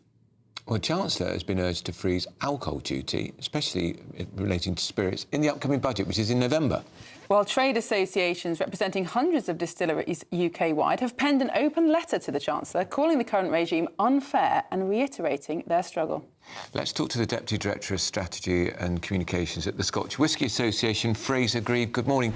Fraser, can I just ask you, it's a massive industry you represent. We were looking at the figures, about 465, almost 500,000 people employed in the industry. You've already been hit by tariffs from Donald Trump. What are you asking the Chancellor to do? Yeah, we're putting forward a united voice from the UK spirits sector to really urge the Chancellor to deliver a long-term freeze in excise duty. The last two freezes in duty, 14% increase in the last 2 years, have lost the Treasury money. They brought in £700 million less in the last 2 years than the 2 years before that. We want her to recognise that failed economics. We want her to support the UK's world-leading spirits sector, and we want to take steps to address inflation, which is one of the real levers that excise duty can help to address. And in terms of the spirits that are sold in this country, we often think about beer in the context of pubs. How important are the spirits industry to just keeping pubs open? Hugely important. 1/3 of the drinks served in pubs and bars is spirits-based, on only 15% of the units of alcohol consumed. And pubs really do rely on on spirits for their profit margin. So it's hugely important to the UK hospitality sector, and 70% of UK spirits are made in Scotland. Well, I'm really sorry, but we're going to have to leave it there because we're running out of time. But everybody will be watching this very closely, and a Treasury spokesman has said... Our distilleries are vital to Britain's economy, so we're making it easy for them to thrive. No export duty, lower licensing fees, reduced tariffs and a cap on corporation tax. Whisky and gin exporters are some of the biggest winners from our recent India trade deal, cutting tariffs from 150% to 40% and boosting whisky exports by £1 billion. And not addressing the elephant in the room, the tax on whisky. Now, still ahead, the Health Secretary, Wes Streeting, has been interviewed this morning somewhere else, and he said people should just ignore what Donald Trump said about autism and what the President says is the link to paracetamol. We'll have more reaction on that. This is Britain's Newsroom on GB News.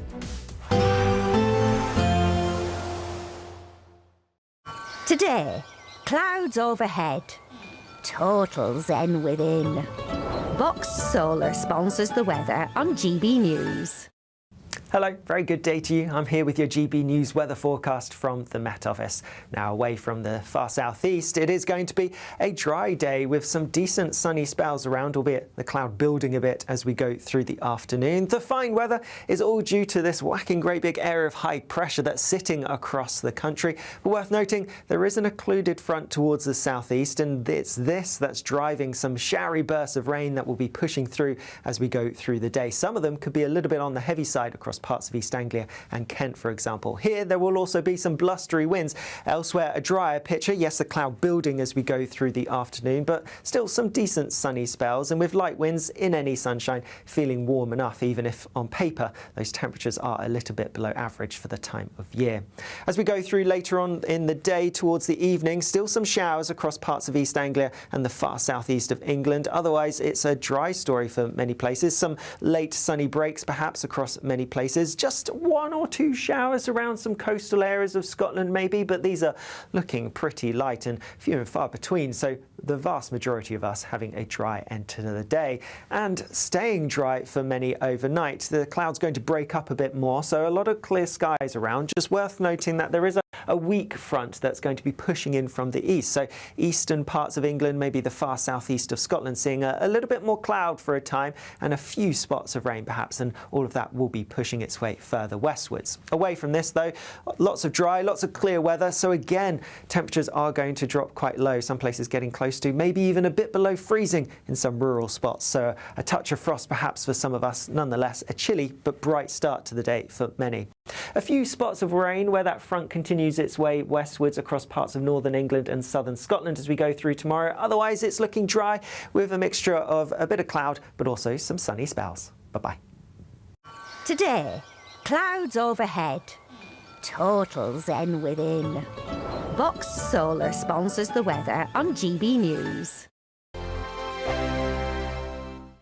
You could bank an incredible £30,000 in tax-free cash to spend however you like. And if that wasn't enough, you'll also get to drive away in this brand new motorhome. This brand new 2025 Benamar Primero could be yours. It comes with all the mod cons you'd expect from a vehicle worth over £74,000 and comfortably sleeps 4 people. This prize package is worth over £104,000. For another chance to win, text WIN to 63225. One entry costs £2.50 plus one standard network rate message, or text bonus to 63225. 5 entries cost £5 plus one standard network rate message. Go to gbnews.com/win. Entries start at £2.50. Call 0903 686 3232. Calls cost £2.50 plus your network access charge. Or post your name and number to GB16 PO Box 8690 Derby DE1 9TT. UK only. Entrance must be 18 or over. Lines close at 4 p.m. on the 31st of October. Please check the closing time if listening or watching on demand. It's Patrick Christie's Tonight, and here we do things differently. It's explaining the absolute madness of this, doesn't it? It's explosive. I mean, this is very good. It's lively. 850. Your government sat there, Sean, and it did nothing. It's controversial. And the Middle East has been in turmoil since before I was born. It's everything you need to kickstart your evening. Everyone's had their Weetabix tonight. I love to see it. That's Patrick Christie's Tonight, weeknights from 9 p.m. Only on GB News, the People's Channel, Britain's news channel.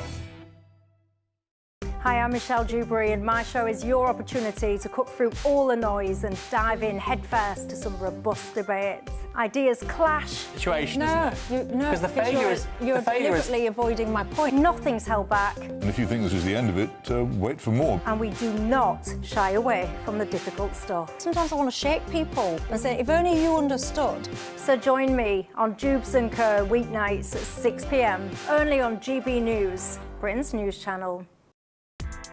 Join me, Nana Akwe, for an informative, interactive news programme with a difference. It's fun. No, he didn't say that, Dave. I'm so surprised. I think there's an element of truth to that. Join me from 3 p.m. every weekend, only on GB News, Britain's news channel. In the GB Newsroom, we bring you the news as it happens. With our team of dedicated journalists across the UK. We're ready to keep you up to date with what's happening every half an hour, every single day.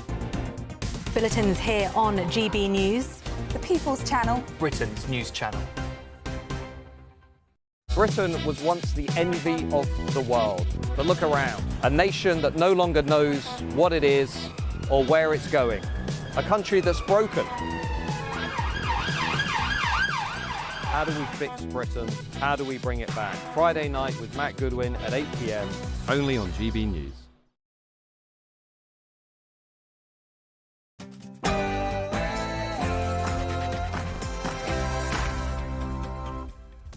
It's 11 o'clock on Tuesday, the 23rd of September, live across the UK, Britain's Newsroom with Andrew Pearce and Miriam Cates. Well, the Health Secretary, Wes Streeting, has told the public to pay no attention whatsoever to President of the US, Donald Trump, after he claimed that there is a link between paracetamol use in pregnancy and autism. We will not only say that these people do not qualify for indefinite leave to remain, we will abolish indefinite leave to remain as a category in this country. Well, Nigel Farage's plan to do just that has predictably caused a bit of a stir. Critics say it's an unworkable stunt based on dodgy figures. So we're asking, do the sums add up for Reform UK? But I think it's job done for Nigel Farage. That's right, I'm here in Bournemouth for the Liberal Democrat conference. The big speech from Ed Davey, because all everyone's talking about is what Nigel Farage has said on immigration yesterday. Do his figures add up? Ed Davey gets his say this afternoon. And more charities are dumping Sarah Ferguson. 7 organisations have now cut ties with the Duchess of York over emails to the convicted paedophile Jeffrey Epstein. What's next for Sarah Ferguson? And they're not going to like it. Tri-weekly bin collections find out why more than 2 million people across England are going to have to wait an extra week to have their bins emptied. Outrageous, isn't it?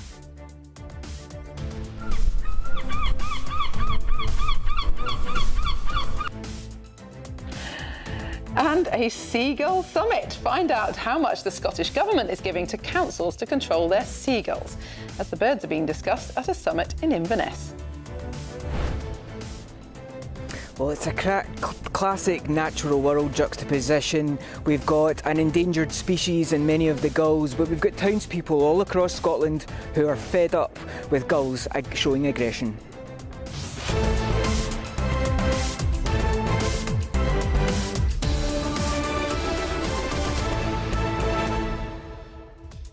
Well, Andrew, some really worrying figures out today. The UK has got the highest inflation in all of the G7 countries. And do you remember the Prime Minister and the Chancellor in one of those mission statements before the General Election said we would have the strongest sustainable growth in the entire G7. Yeah. And we've got very little growth, highest inflation, and in fact the OECD, an organisation that I have a lot of time for, has predicted today our growth next year will be 1%. Having said in the summer it would be 1.4%. So the direction of travel is bleak. And I think often politicians and economists concentrate far too much on tax levels and growth, and of course they're important, but inflation is the real killer in people's pockets. If you've got £1 in the bank this year, in a year's time it's only worth 95p or even 90p, you've been robbed, and you can't predict whether or not that money will decrease in value further and further. And the most pernicious form of inflation is food inflation, which is currently running at over 5%. Tomorrow we're going to be looking at what a typical shopping basket of food cost this year compared to last year. Well, there are 5 people in my household, and I've got 3 children who are almost nearly all teenagers, and my goodness, you can certainly feel the food inflation. Of course you can. We should eat seagulls. Don't forget that seagull story, and particularly in Scotland, let us know what you think. Send your views, post your comments by visiting gbnews.com/your say. But first, here's the news with Sam Francis.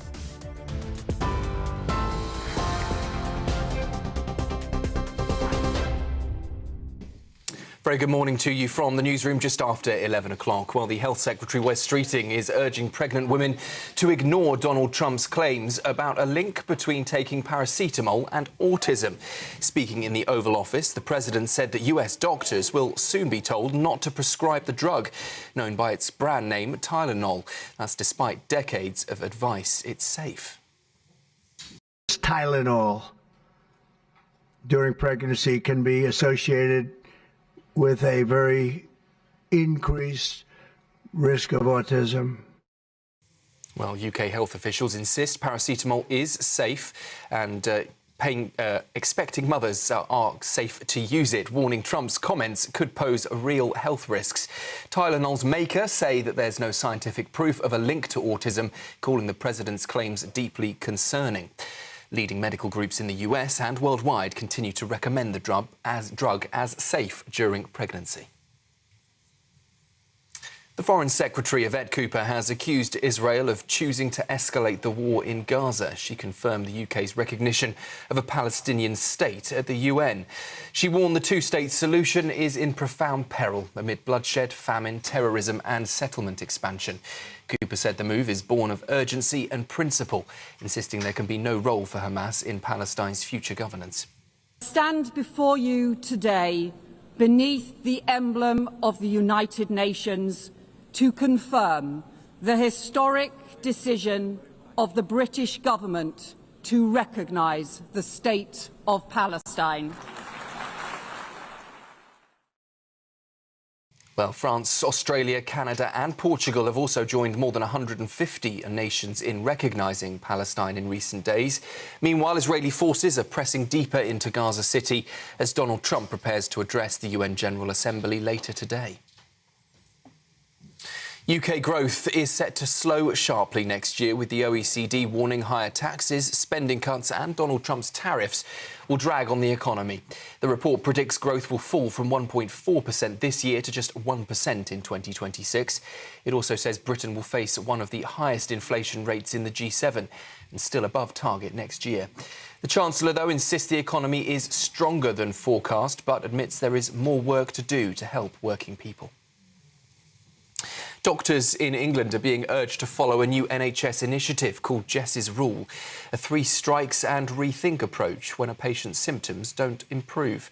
It's named after Jessica Brady, the 27-year-old who contacted her GP more than 20 times before she was diagnosed with stage 4 cancer just weeks before her death.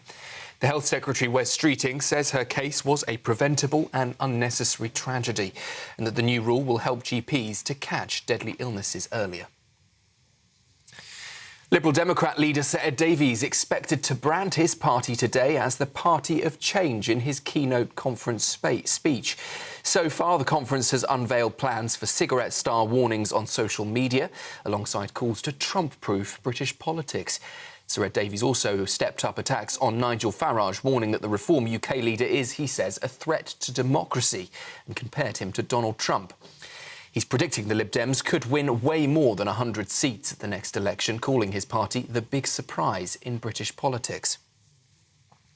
And US comedian Jimmy Kimmel will return to his late-night talk show tonight after Disney suspended him for jokes he made about the murder of conservative influencer Charlie Kirk. The decision followed threats from the Trump-appointed head of the US broadcast regulator to revoke ABC's licence. It sparked fierce debate over censorship and free speech. President Trump had welcomed the suspension last week but avoided comment on Kimmel's reinstatement when asked yesterday. And the strongest storm of the year is roaring towards Hong Kong after displacing thousands in the Philippines. Super Typhoon Ragasa has grounded hundreds of flights and forced schools and businesses to shut. More than 300,000 people so far have been evacuated in southern China as warnings there of floods, storm surges and landslides are issued. Hong Kong, of course, no stranger to violent storms, but Ragasa is certainly the most powerful this year so far. Those are the headlines. I'll be back with you in half an hour. Next, though, let's take a look at the morning markets. Cheers Britannia Wine Club proudly sponsors the GB News Financial Report. And here are those markets for you just after 11 o'clock. The pound will buy you $1.3505 and 1.1440 euros. The price of gold, £2,803 and 15 pence per ounce. And the FTSE 100 is at 9,259 points. Cheers Britannia Wine Club proudly sponsors the GB News Financial Report.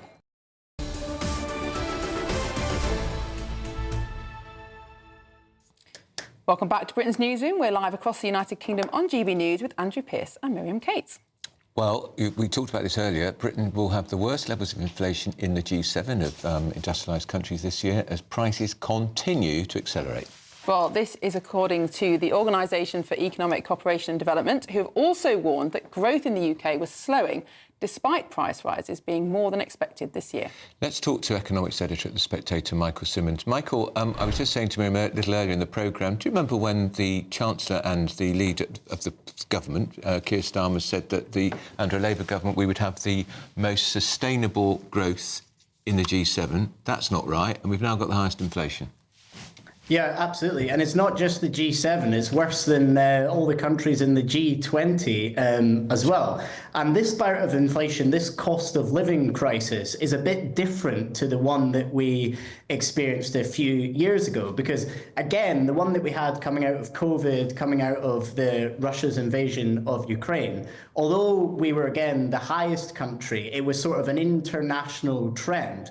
But what we're seeing now is a divergence where inflation is sort of staying under control in America. It's been coming down in European countries, but it seems to be on the way up in Britain. And the OECD think it's going to stay at least a percentage point higher across this year than they had originally thought. And that is quite simply because of policy choices that have been made by this Chancellor. We know that she's made pay promises to the public sector, but also, more crucially, her policies in the previous budget, namely to increase the national insurance contributions for employers by £25 billion, is what has led to wage costs going up, specifically in supermarkets, which has contributed to the food inflation you were talking about at the top of the hour. So really, it's policy choices rather than international factors that are causing this inflation.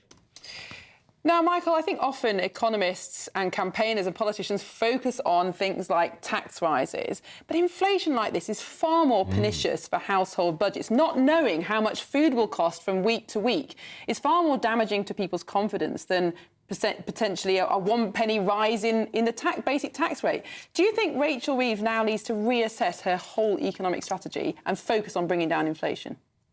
Yeah, I think so. I mean, you describe it perfectly there, right? I think inflation is the worst form of tax rise there is. It's the most poisonous one. And to an extent, well, once it gets going, it's very, very hard to control. So I think a lot of her focus has to be on certainly not doing anything that makes inflation worse. Some of the responsibility for that also lies at the door of Andrew Bailey and the Bank of England.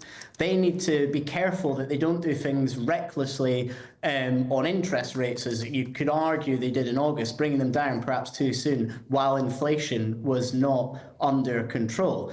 And there's a lesson to be taken from Rishi Sunak, actually, and the previous government. A lot of people said, why was Rishi Sunak, so boring? Why did not much happen? And part of that was because that government was so concerned about inflation, and they did a lot to bring it down. You can criticise them for a lot of other things, but they did have a steadfast focus on reducing inflation. And I think Rachel Reeves is going to have to switch up and seriously think about that too. All right, that's the economics editor of The Spectator, Michael Simmons. Thanks for that. You know, every morning, Rishi, when he used to get up, straight into his study, and the first thing you do as Prime Minister was check the markets, check the inflation figures, check interest rates, check bond markets. He was obsessed by it. Yeah, and I wish the current Chancellor was too. Indeed. I do actually remember him saying in a private meeting with Conservative MPs that the one thing that kept him up at night was the potential for inflation to rocket after COVID, and he was right about that. Yeah, he got some things right. Didn't get a date of the election right, did he? Thanks for reminding me, Andrew. Well, moving on. The Health Secretary, Wes Streeting, has said to pay no attention to President Trump, claiming that pregnant women should avoid paracetamol because of autism risks. Take a listen to what he said. Tylenol during pregnancy can be associated with a very increased risk of autism. Extraordinary thing for a President of the United States to say, frankly. Indeed. And UK health officials have responded, insisting that paracetamol is the safest painkiller for expectant mothers, warning that Trump's comments could pose real health risks. Well, we're now joined in the studio by former Health Minister, Lord James Bethell. James, great to see you. What do you make of these extraordinary comments by the President of the United States? Miriam, it's totally heartbreaking, frankly. Not only is it demonising mums, who absolutely should take the pain relief they need in order to have a good pregnancy, and is part of a pattern of demonising women generally, which I hugely regret. It also undermines the scientific and empirical principles on which Western prosperity and spiritual prosperity relies upon. We absolutely depend on the idea that there should be evidence and data to support our decisions. But this announcement is completely unevidenced. In fact, there has been huge amounts of clinical trials, particularly one involving 2 million people in Sweden, specifically looking at this concern, and it found zero connection between Tylenol, aspirin, paracetamol, and autism. Mums in Britain should be reassured that this is a safe thing to do. I am extremely anxious that what it does is to blow up our approach to science, and an approach that for several hundred years has been the bedrock of business progress, societal progress, and the wealth of our country. It's very, very un-British. Our values are to make judgments based on good evidence, and this kind of acting with gut instinct and shooting from the hip is going to get us into huge trouble. I can't understand why a president of any country would be saying this. He's got so many, he or she's got so many other things to do, James. The Secretary of State for Health was there, standing there just by him, Kennedy. But he's a conspiracist. Yes, that's right. I'm afraid. And you wonder if this is where this has come from. You do. I think I don't understand the internal politics, but I think what's happening is that there is a little bit of a base in the MAGA movement that are caught up with these conspiracies, anti-corporate, anti-science, anti-progress. And Trump thinks that that's an important part of his coalition, so he's prepared to tickle their tummies. Interestingly, during COVID, on Warp Speed, the project to develop a vaccine in the US, he massively delivered for America and really for the country. It was one of his most vivid achievements in his first presidency, and one that he is personally very proud of. In fact, he has said it is the thing he is most proud of and would like to be talking more about it. But he can't because RFK is there at his elbow in his cabinet. Kennedy.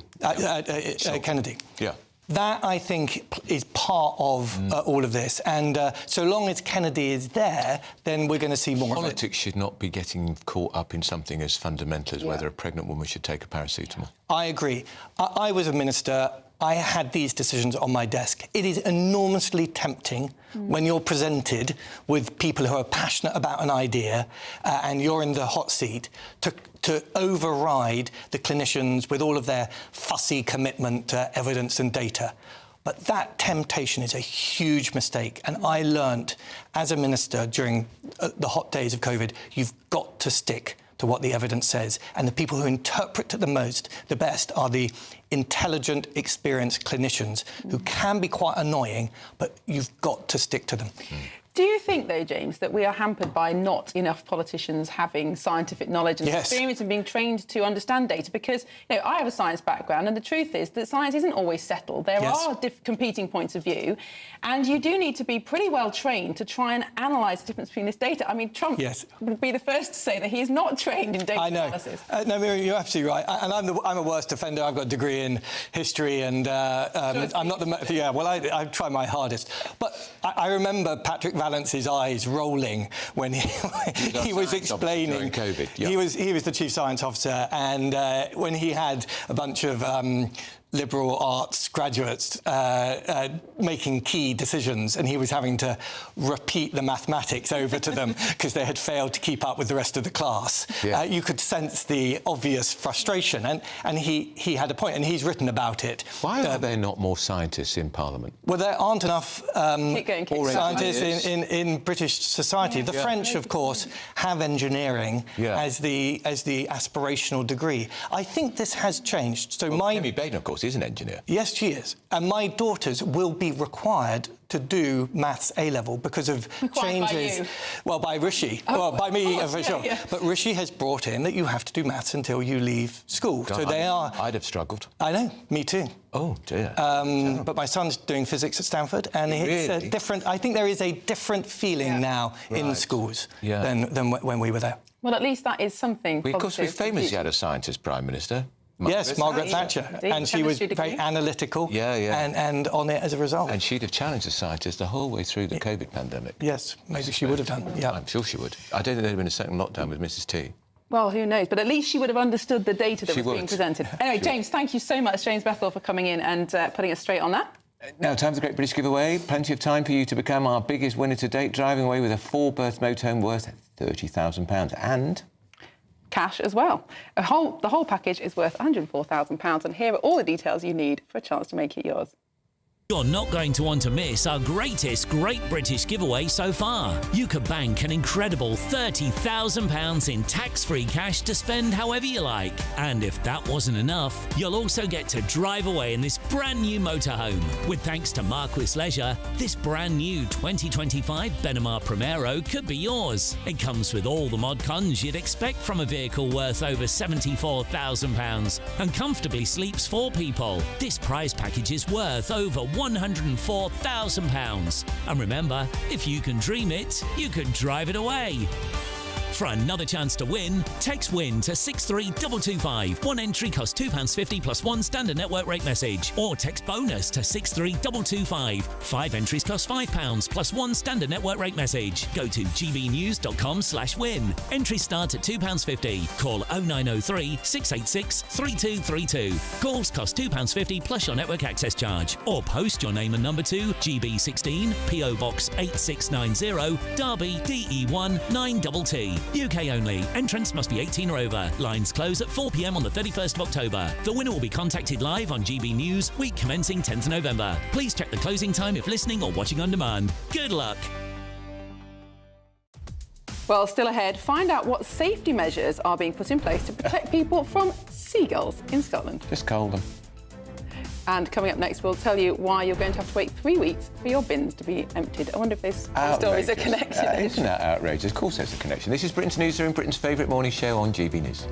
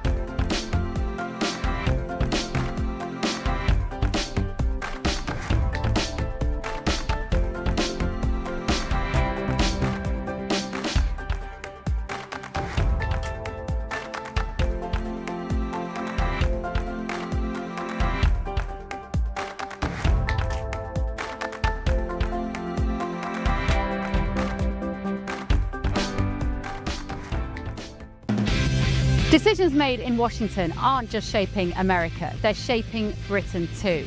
From migration to global security, from crime to health.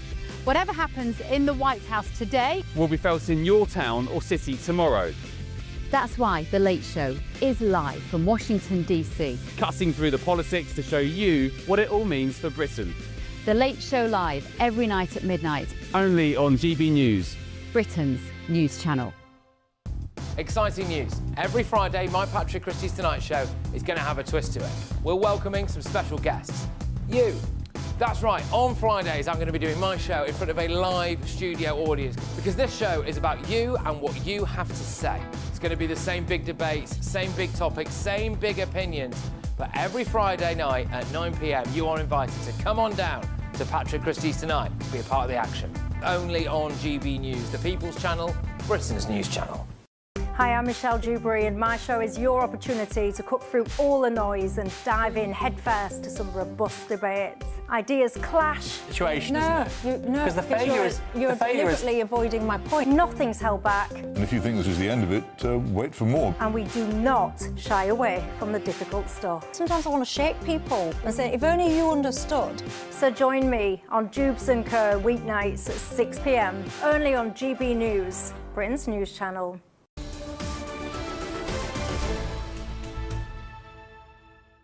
Okay. What?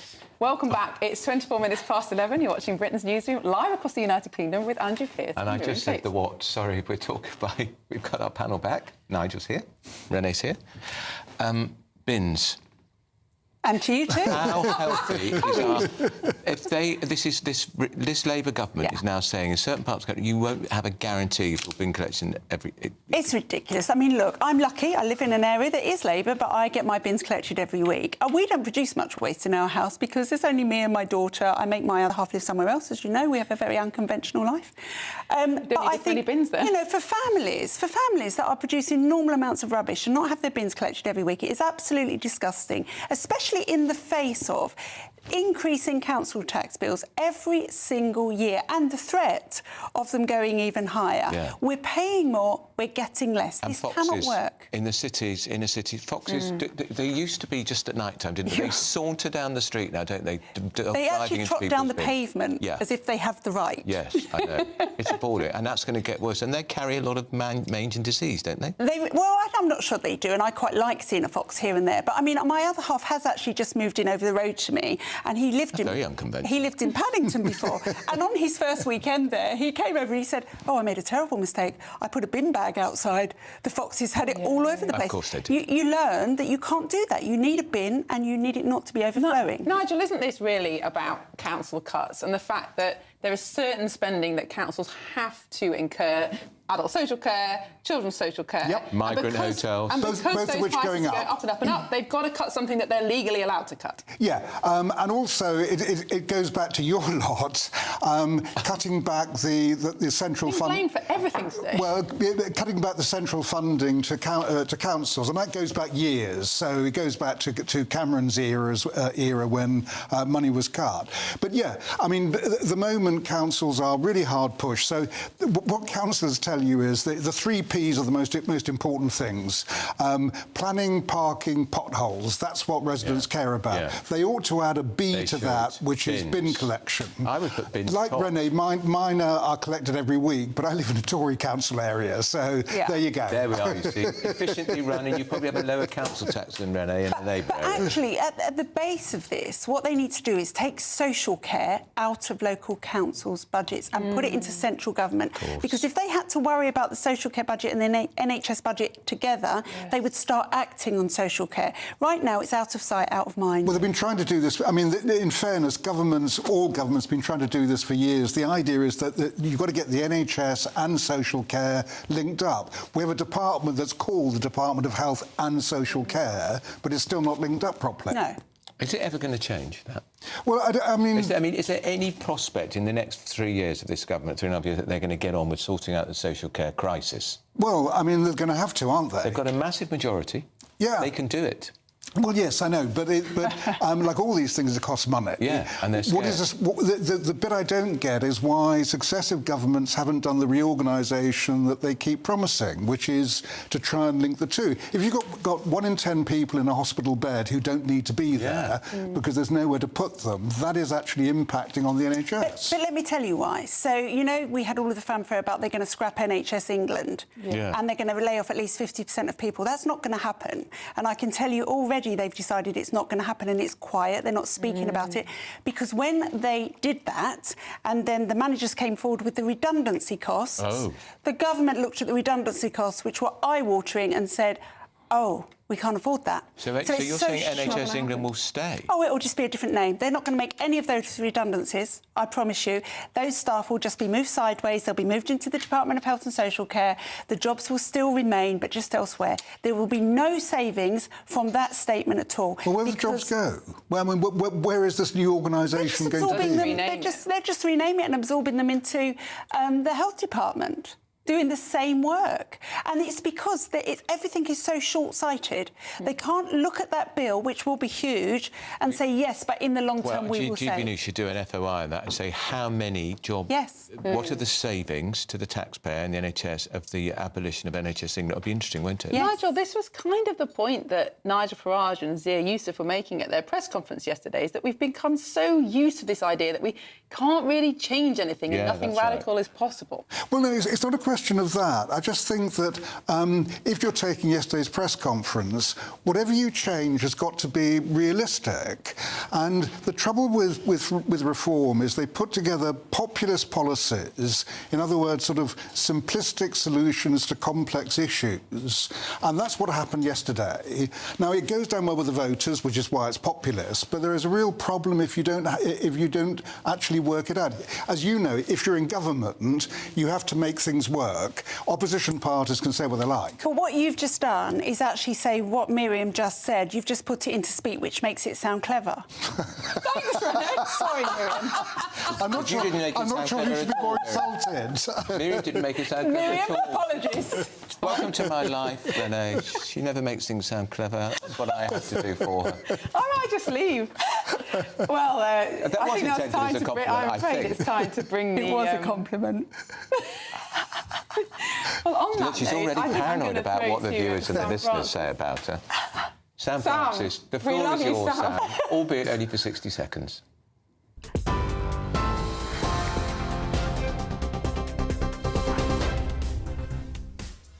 Good morning, 11:30. The top stories this hour. President Trump has told pregnant women to avoid paracetamol, claiming without evidence it may cause autism in children. Tylenol during pregnancy can be associated with a very increased risk of autism. Health Secretary Wes Streeting says, though, the claims are baseless, urging women to trust doctors over the president. The UN Foreign Secretary Yvette Cooper has accused Israel of choosing to escalate the war in Gaza as Britain formally recognised Palestinian statehood.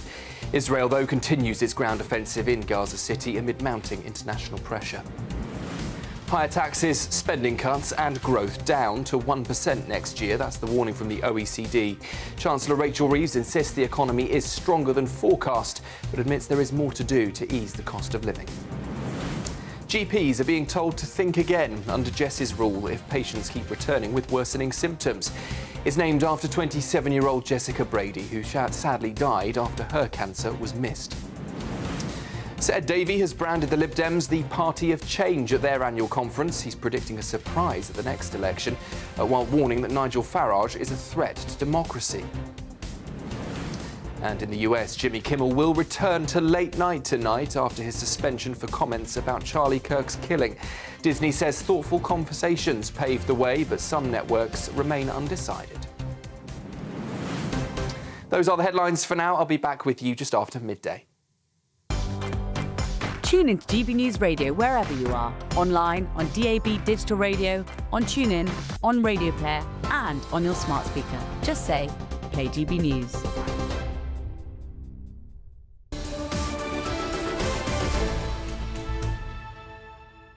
Short.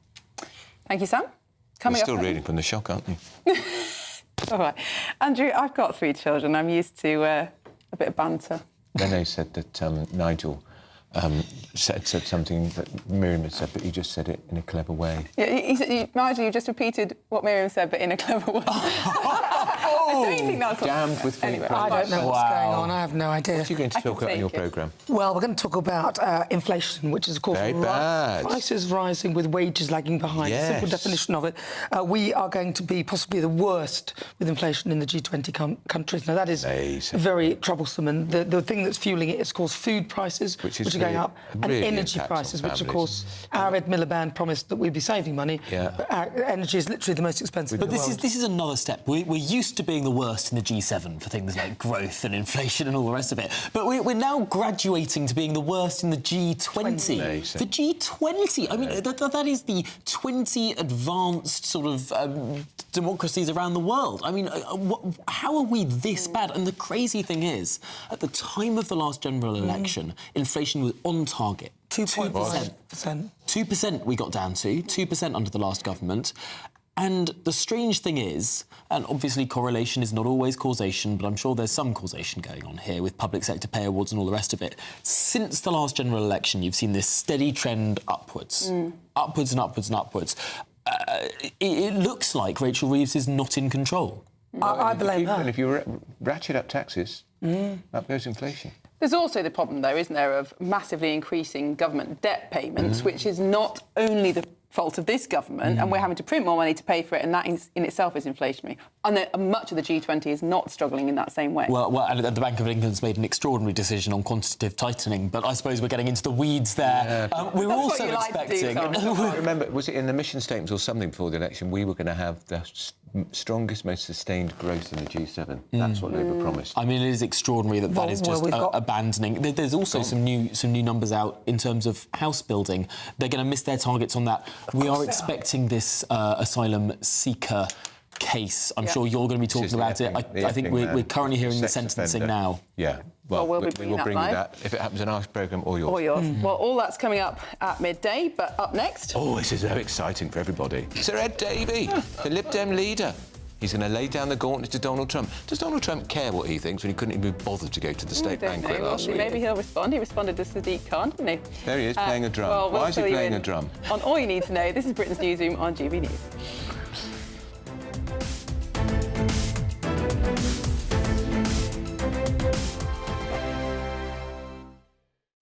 Hello, very good day to you. I'm here with your GB News weather forecast from the Met Office. Now, away from the far southeast, it is going to be a dry day with some decent sunny spells around, albeit the cloud building a bit as we go through the afternoon. The fine weather is all due to this whacking great big area of high pressure that's sitting across the country. But worth noting, there is an occluded front towards the southeast, and it's this that's driving some showery bursts of rain that will be pushing through as we go through the day. Some of them could be a little bit on the heavy side across parts of East Anglia and Kent, for example. Here, there will also be some blustery winds. Elsewhere, a drier picture. Yes, the cloud building as we go through the afternoon, but still some decent sunny spells, and with light winds in any sunshine, feeling warm enough, even if on paper those temperatures are a little bit below average for the time of year.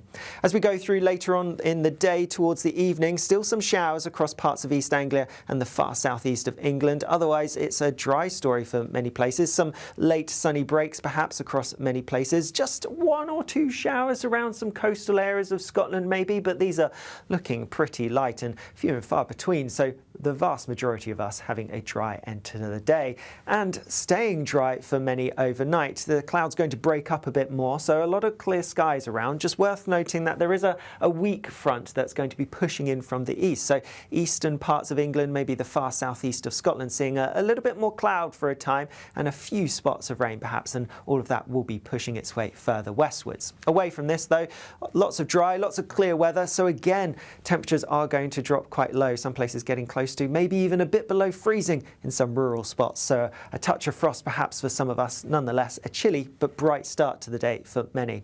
A few spots of rain where that front continues its way westwards across parts of northern England and southern Scotland as we go through tomorrow. Otherwise, it's looking dry with a mixture of a bit of cloud but also some sunny spells. Bye-bye. Mornings don't have to be tiresome, especially if you have the right company. Wake up to news as it happens, opinion and debate, and of course, a little bit of entertainment too. Because when the kettle's on, we're on. That's Breakfast on GB News, a show worth waking up for. Every morning from 6 a.m. Only on the People's Channel, Britain's news channel. We'll spread the news, you spread the word. Decisions made in Washington aren't just shaping America, they're shaping Britain too. From migration to global security, from crime to health. Whatever happens in the White House today will be felt in your town or city tomorrow. That's why The Late Show is live from Washington, D.C. Cutting through the politics to show you what it all means for Britain. The Late Show live every night at midnight. Only on GB News, Britain's news channel.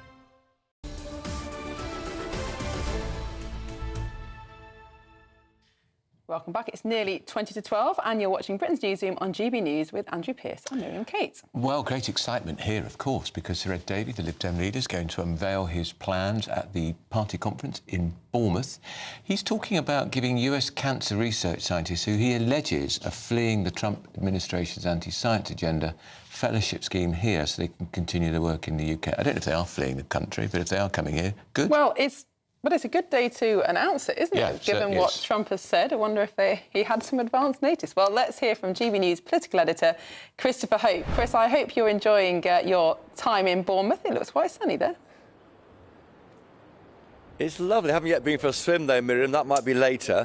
You're absolutely right. The issue of Donald Trump and Nigel Farage is looming large. We will hear from Ed Davey later about the issue of cancer scientists fleeing Trump's regime, where they are cutting grants for cancer funding. And with me now is Lisa Smart, who is the party's Home Affairs spokesman. Why is your party so obsessed with Nigel Farage and Donald Trump? Well, we're, as Liberal Democrats, we're the absolute antidote to some of the messages, some of the divisive rhetoric. We've got a plan to do things like balance compassion and control when it comes to immigration, for example, which I know many of my constituents in Hazel Grove talk to me about. They're a bit worried about people taking those dangerous channel crossings. We're coming up with solutions of how we address that. We're really upbeat here at conference because we're a patriotic, decent force, and we're absolutely pushing back against some of the rhetoric that's coming out of some of the people that you mentioned, and we're winning elections when we do it. But you're defining yourself by other people's arguments. I mean, let's take Nigel Farage yesterday. He talks about deporting or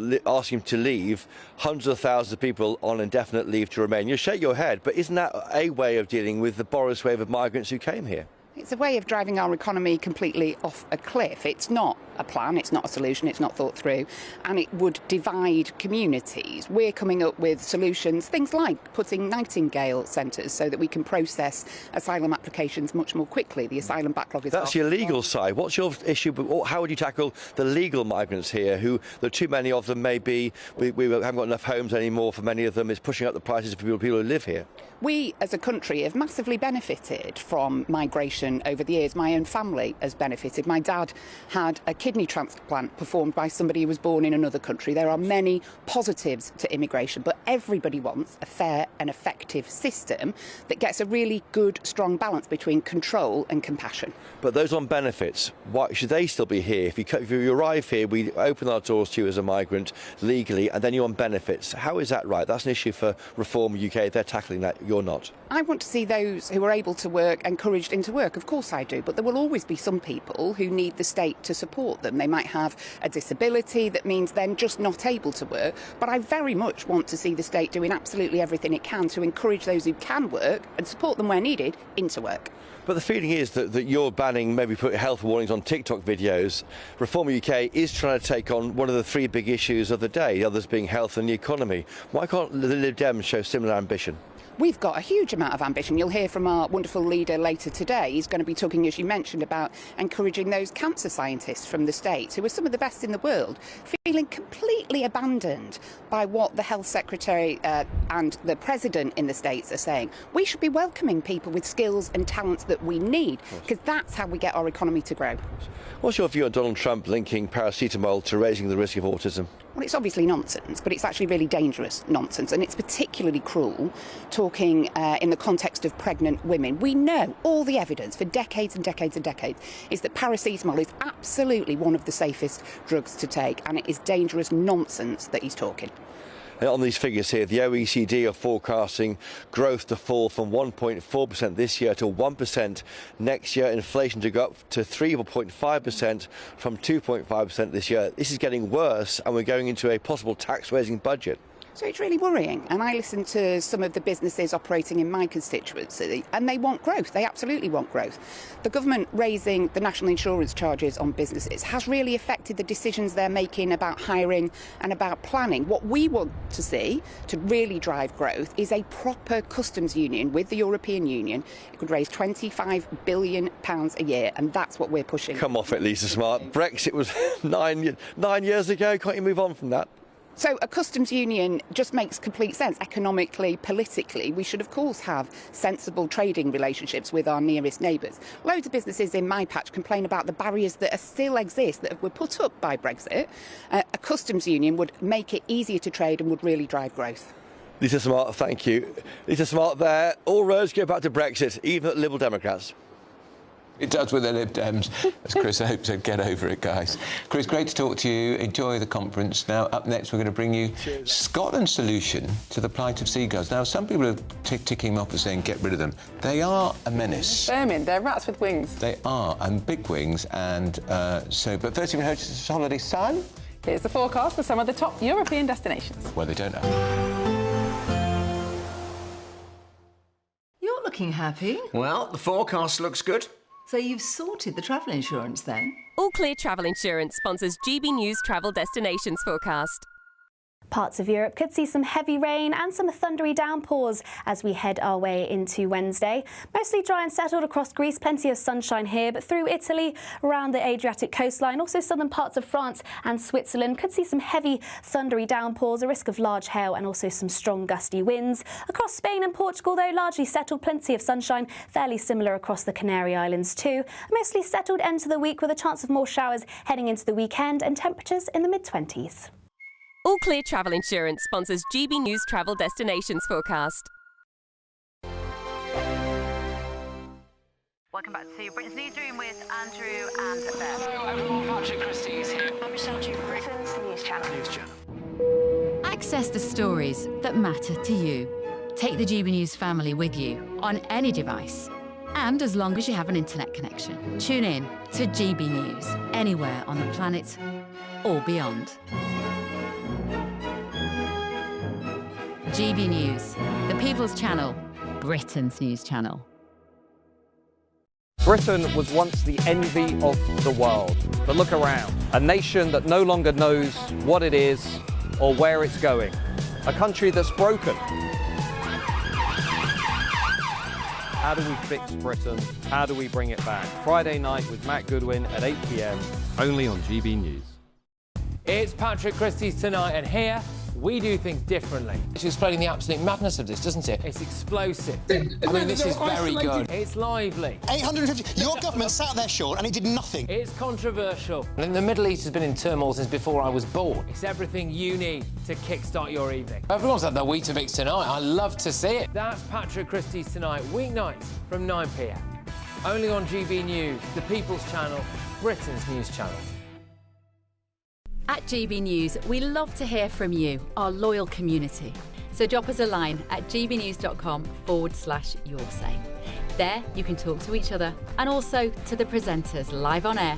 gbnews.com/yoursay, because GB News is your channel, Britain's news channel.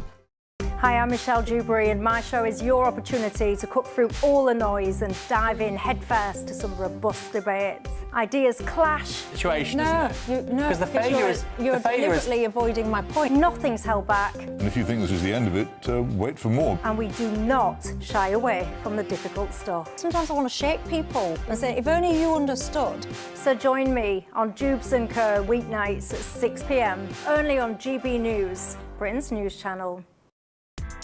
Join me, Nana Akwe, for an informative, interactive news programme with a difference. It's fun. No, you didn't say that, Dave. I'm so surprised. I think there's an element of truth to that. Join me from 3 p.m. every weekend, only on GB News, Britain's news channel. Mornings don't have to be tiresome, especially if you have the right company. Wake up to news as it happens, opinion and debate, and of course, a little bit of entertainment too. Because when the kettle's on, we're on. That's Breakfast on GB News, a show worth waking up for. Every morning from 6 a.m. Only on the People's Channel, Britain's news channel. We'll spread the news, you spread the word.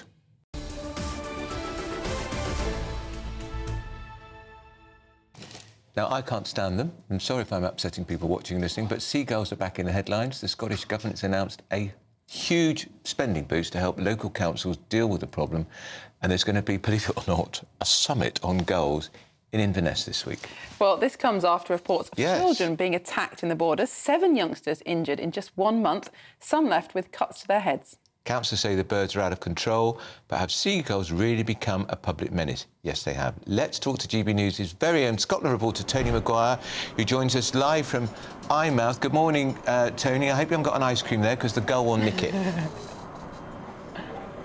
Good morning. No, I left my head protection in the car. I felt it was a nice blue sky today. Eyemouth has been more than welcoming to this morning, including the gulls, it should be said. But of course, this is the news at this summit that's been arranged by Agriculture Minister Jim Fairley, who he has brought together Nature Scot, which is the Scottish Governments and up in the Highlands, who say that the gull problem is as much an issue in their constituencies. Nevertheless, I've come down to Eyemouth, where it's been a driving discussion here because of the gulls due to those 7 children who were attacked in the space of a month last year. And I'm joined now by local councillor James Anderson. James, thank you for joining us on GB News today. Tell me, are they greedy bullies or are they just desperate gulls? What do the local people here think?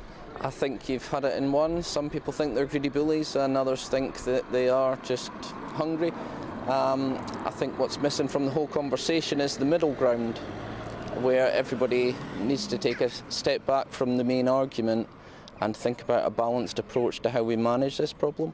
And what might that look for a community like this that has actually almost felt the full force of the gulls? Well, we've definitely had the brunt of it. That we need a repeat of what's happened in years gone by, where we oil the eggs and we control the numbers of chicks. So we do population control, no culling, the numbers just naturally reduce, and it's a humane way to deal with a problem that is essentially a man-made problem because the gulls are inland because they followed the fishing boats 100 years ago and they've set up home here. So. And I mean, it's worth saying that this is very much a two-party problem. The Seagull Appreciation Society, well, they are the ones that are saying the gull numbers have in decline now, and that they actually think we're to blame for them coming inland and stealing our food. Don't be too harsh on the seagulls. So up to you to decide. I'm going to be very harsh on them. Well, he seems to have got rid of them. He seems to have got rid of them. There you see, GB News puts pay to the seagull problem. There you go, we've sorted it already. Tony Maguire, thank you very much. Now, Andrew, I know how much you are excited about the Lib Dem conference. You've been talking about it all morning. All morning. But we've got some pictures from Bournemouth, and Ed Davies become quite famous now, hasn't he, for having some of these stunts. He's playing juvenile playing stunts, cricket. yeah. He kept throwing himself in rivers and lakes during the election, but that was quite clever politics, Miriam, because he was drawing attention to the last government and local councils, water companies' woeful record on pollution. It's hard for smaller parties to get headlines, so it's a strategy. Yeah. Was he bowled out in one? Oh, and he's thrown himself on the floor. Of course he has. Excellent. Well, that'll be on the front page as well. There he goes. He's on the floor again. But here is Tom and Nana. They'll be up next. Stay with us for reaction to the sentencing of the Bell Hotel migrant who was earlier found guilty of sexually assaulting a 14-year-old girl. Just what will the punishment be? Also, we'll be talking about inflation and how prices have been rising so quickly, wages are lagging behind. Rachel Reeves looking to tax everything, the self-employed, pensioners, and even more on landlords. So, what will happen to the UK? We are currently near the bottom of the G20. We'll be talking about that, but right now, let's get an update with your weather.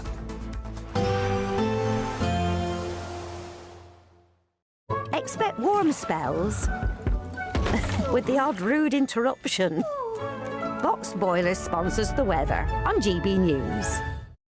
Hello, very good day to you. I'm here with your GB News weather forecast from the Met Office. Now, away from the far southeast, it is going to be a dry day with some decent sunny spells around, albeit the cloud building a bit as we go through the afternoon. The fine weather is all due to this whacking great big area of high pressure that's sitting across the country. But worth noting, there is an occluded front towards the southeast, and it's this that's driving some showery bursts of rain that will be pushing through as we go through the day. Some of them could be a little bit on the heavy side across parts of East Anglia and Kent, for example. Here there will also be some blustery winds. Elsewhere, a drier picture. Yes, the cloud building as we go through the afternoon, but still some decent sunny spells, and with light winds in any sunshine, feeling warm enough, even if on paper those temperatures are a little bit below average for the time of year. As we go through later on in the day towards the evening, still some showers across parts of East Anglia and the far southeast of England. Otherwise, it's a dry story for many places. Some late sunny breaks perhaps across many places. Just one or two showers around some coastal areas of Scotland maybe, but these are looking pretty light and few and far between, so the vast majority of us having a dry end to the day and staying dry for many overnight. The cloud's going to break up a bit more, so a lot of clear skies around. Just worth noting that there is a weak front that's going to be pushing in from the east, so eastern parts of England, maybe the far southeast of Scotland, seeing a little bit more cloud for a time and a few spots of rain perhaps, and all of that will be pushing its way further westwards. Away from this though, lots of dry, lots of clear weather, so again temperatures are going to drop quite low, some places getting close to maybe even a bit below freezing in some rural spots, so a touch of frost perhaps for some of us. Nonetheless, a chilly but bright start to the day for many. A few spots of rain where that front continues its way westwards across parts of northern England and southern Scotland as we go through tomorrow. Otherwise, it's looking dry with a mixture of a bit of cloud but also some sunny spells. Bye-bye. Expect warm spells with the odd rude interruption. Box Boilers sponsors the weather on GB News. This is your chance to win a motorhome and cash in our biggest giveaway to date. Courtesy of Marquis Leisure, you could be the proud owner of this 2025 Benamar Primero. It comfortably accommodates 4 people and can be driven on your standard driving licence. Plus, you'll also bank an incredible £30,000 in tax-free cash to spend on anything you like. Make sure you don't miss out. For another chance to win, text WIN to 63225. One entry costs £2.50 plus one standard network rate message, or text BONUS to 63225. 5 entries cost £5 plus one standard network rate message. Go to gbnews.com/win. Entries start at £2.50. Call 0903 686 3232. Calls cost £2.50 plus your network access charge. Or post your name and number to GB16 PO Box 8690 Derby DE1 9TT. UK only. Entrance must be 18 or over. Lines close at 4 p.m. on the 31st of October. Please check the closing time if listening or watching on demand. Good luck. From the school run to the home run, watch a new show for all of Britain. So he can say whatever he wants. A straight talking show where all voices are heard. And, you know, when are we going to stop talking about smashing the gangs and actually do it? With the stories that matter from every part of our country. There's a bit of a crash landing there for your Chancellor. Bold, fearless and standing up for you. That's me, Martin Daubney, 3 p.m. till 6 p.m, weekdays, here only on GB News. The People's Channel, Britain's news channel. Westminster's full of talk, but out here, it's the real world. Am I allowed to talk now? No, that's it. This is where it matters, real people and real lives. That's what politics is all about. In fact, has Trump made a good start? No. Straight answers, no spin, and just a couple of pints. How many fingers have I ever got up? About 10. So join me for Lee Anderson's Real World every Friday at 7 p.m, only on GB News. The People's Channel, Britain's news channel. Britain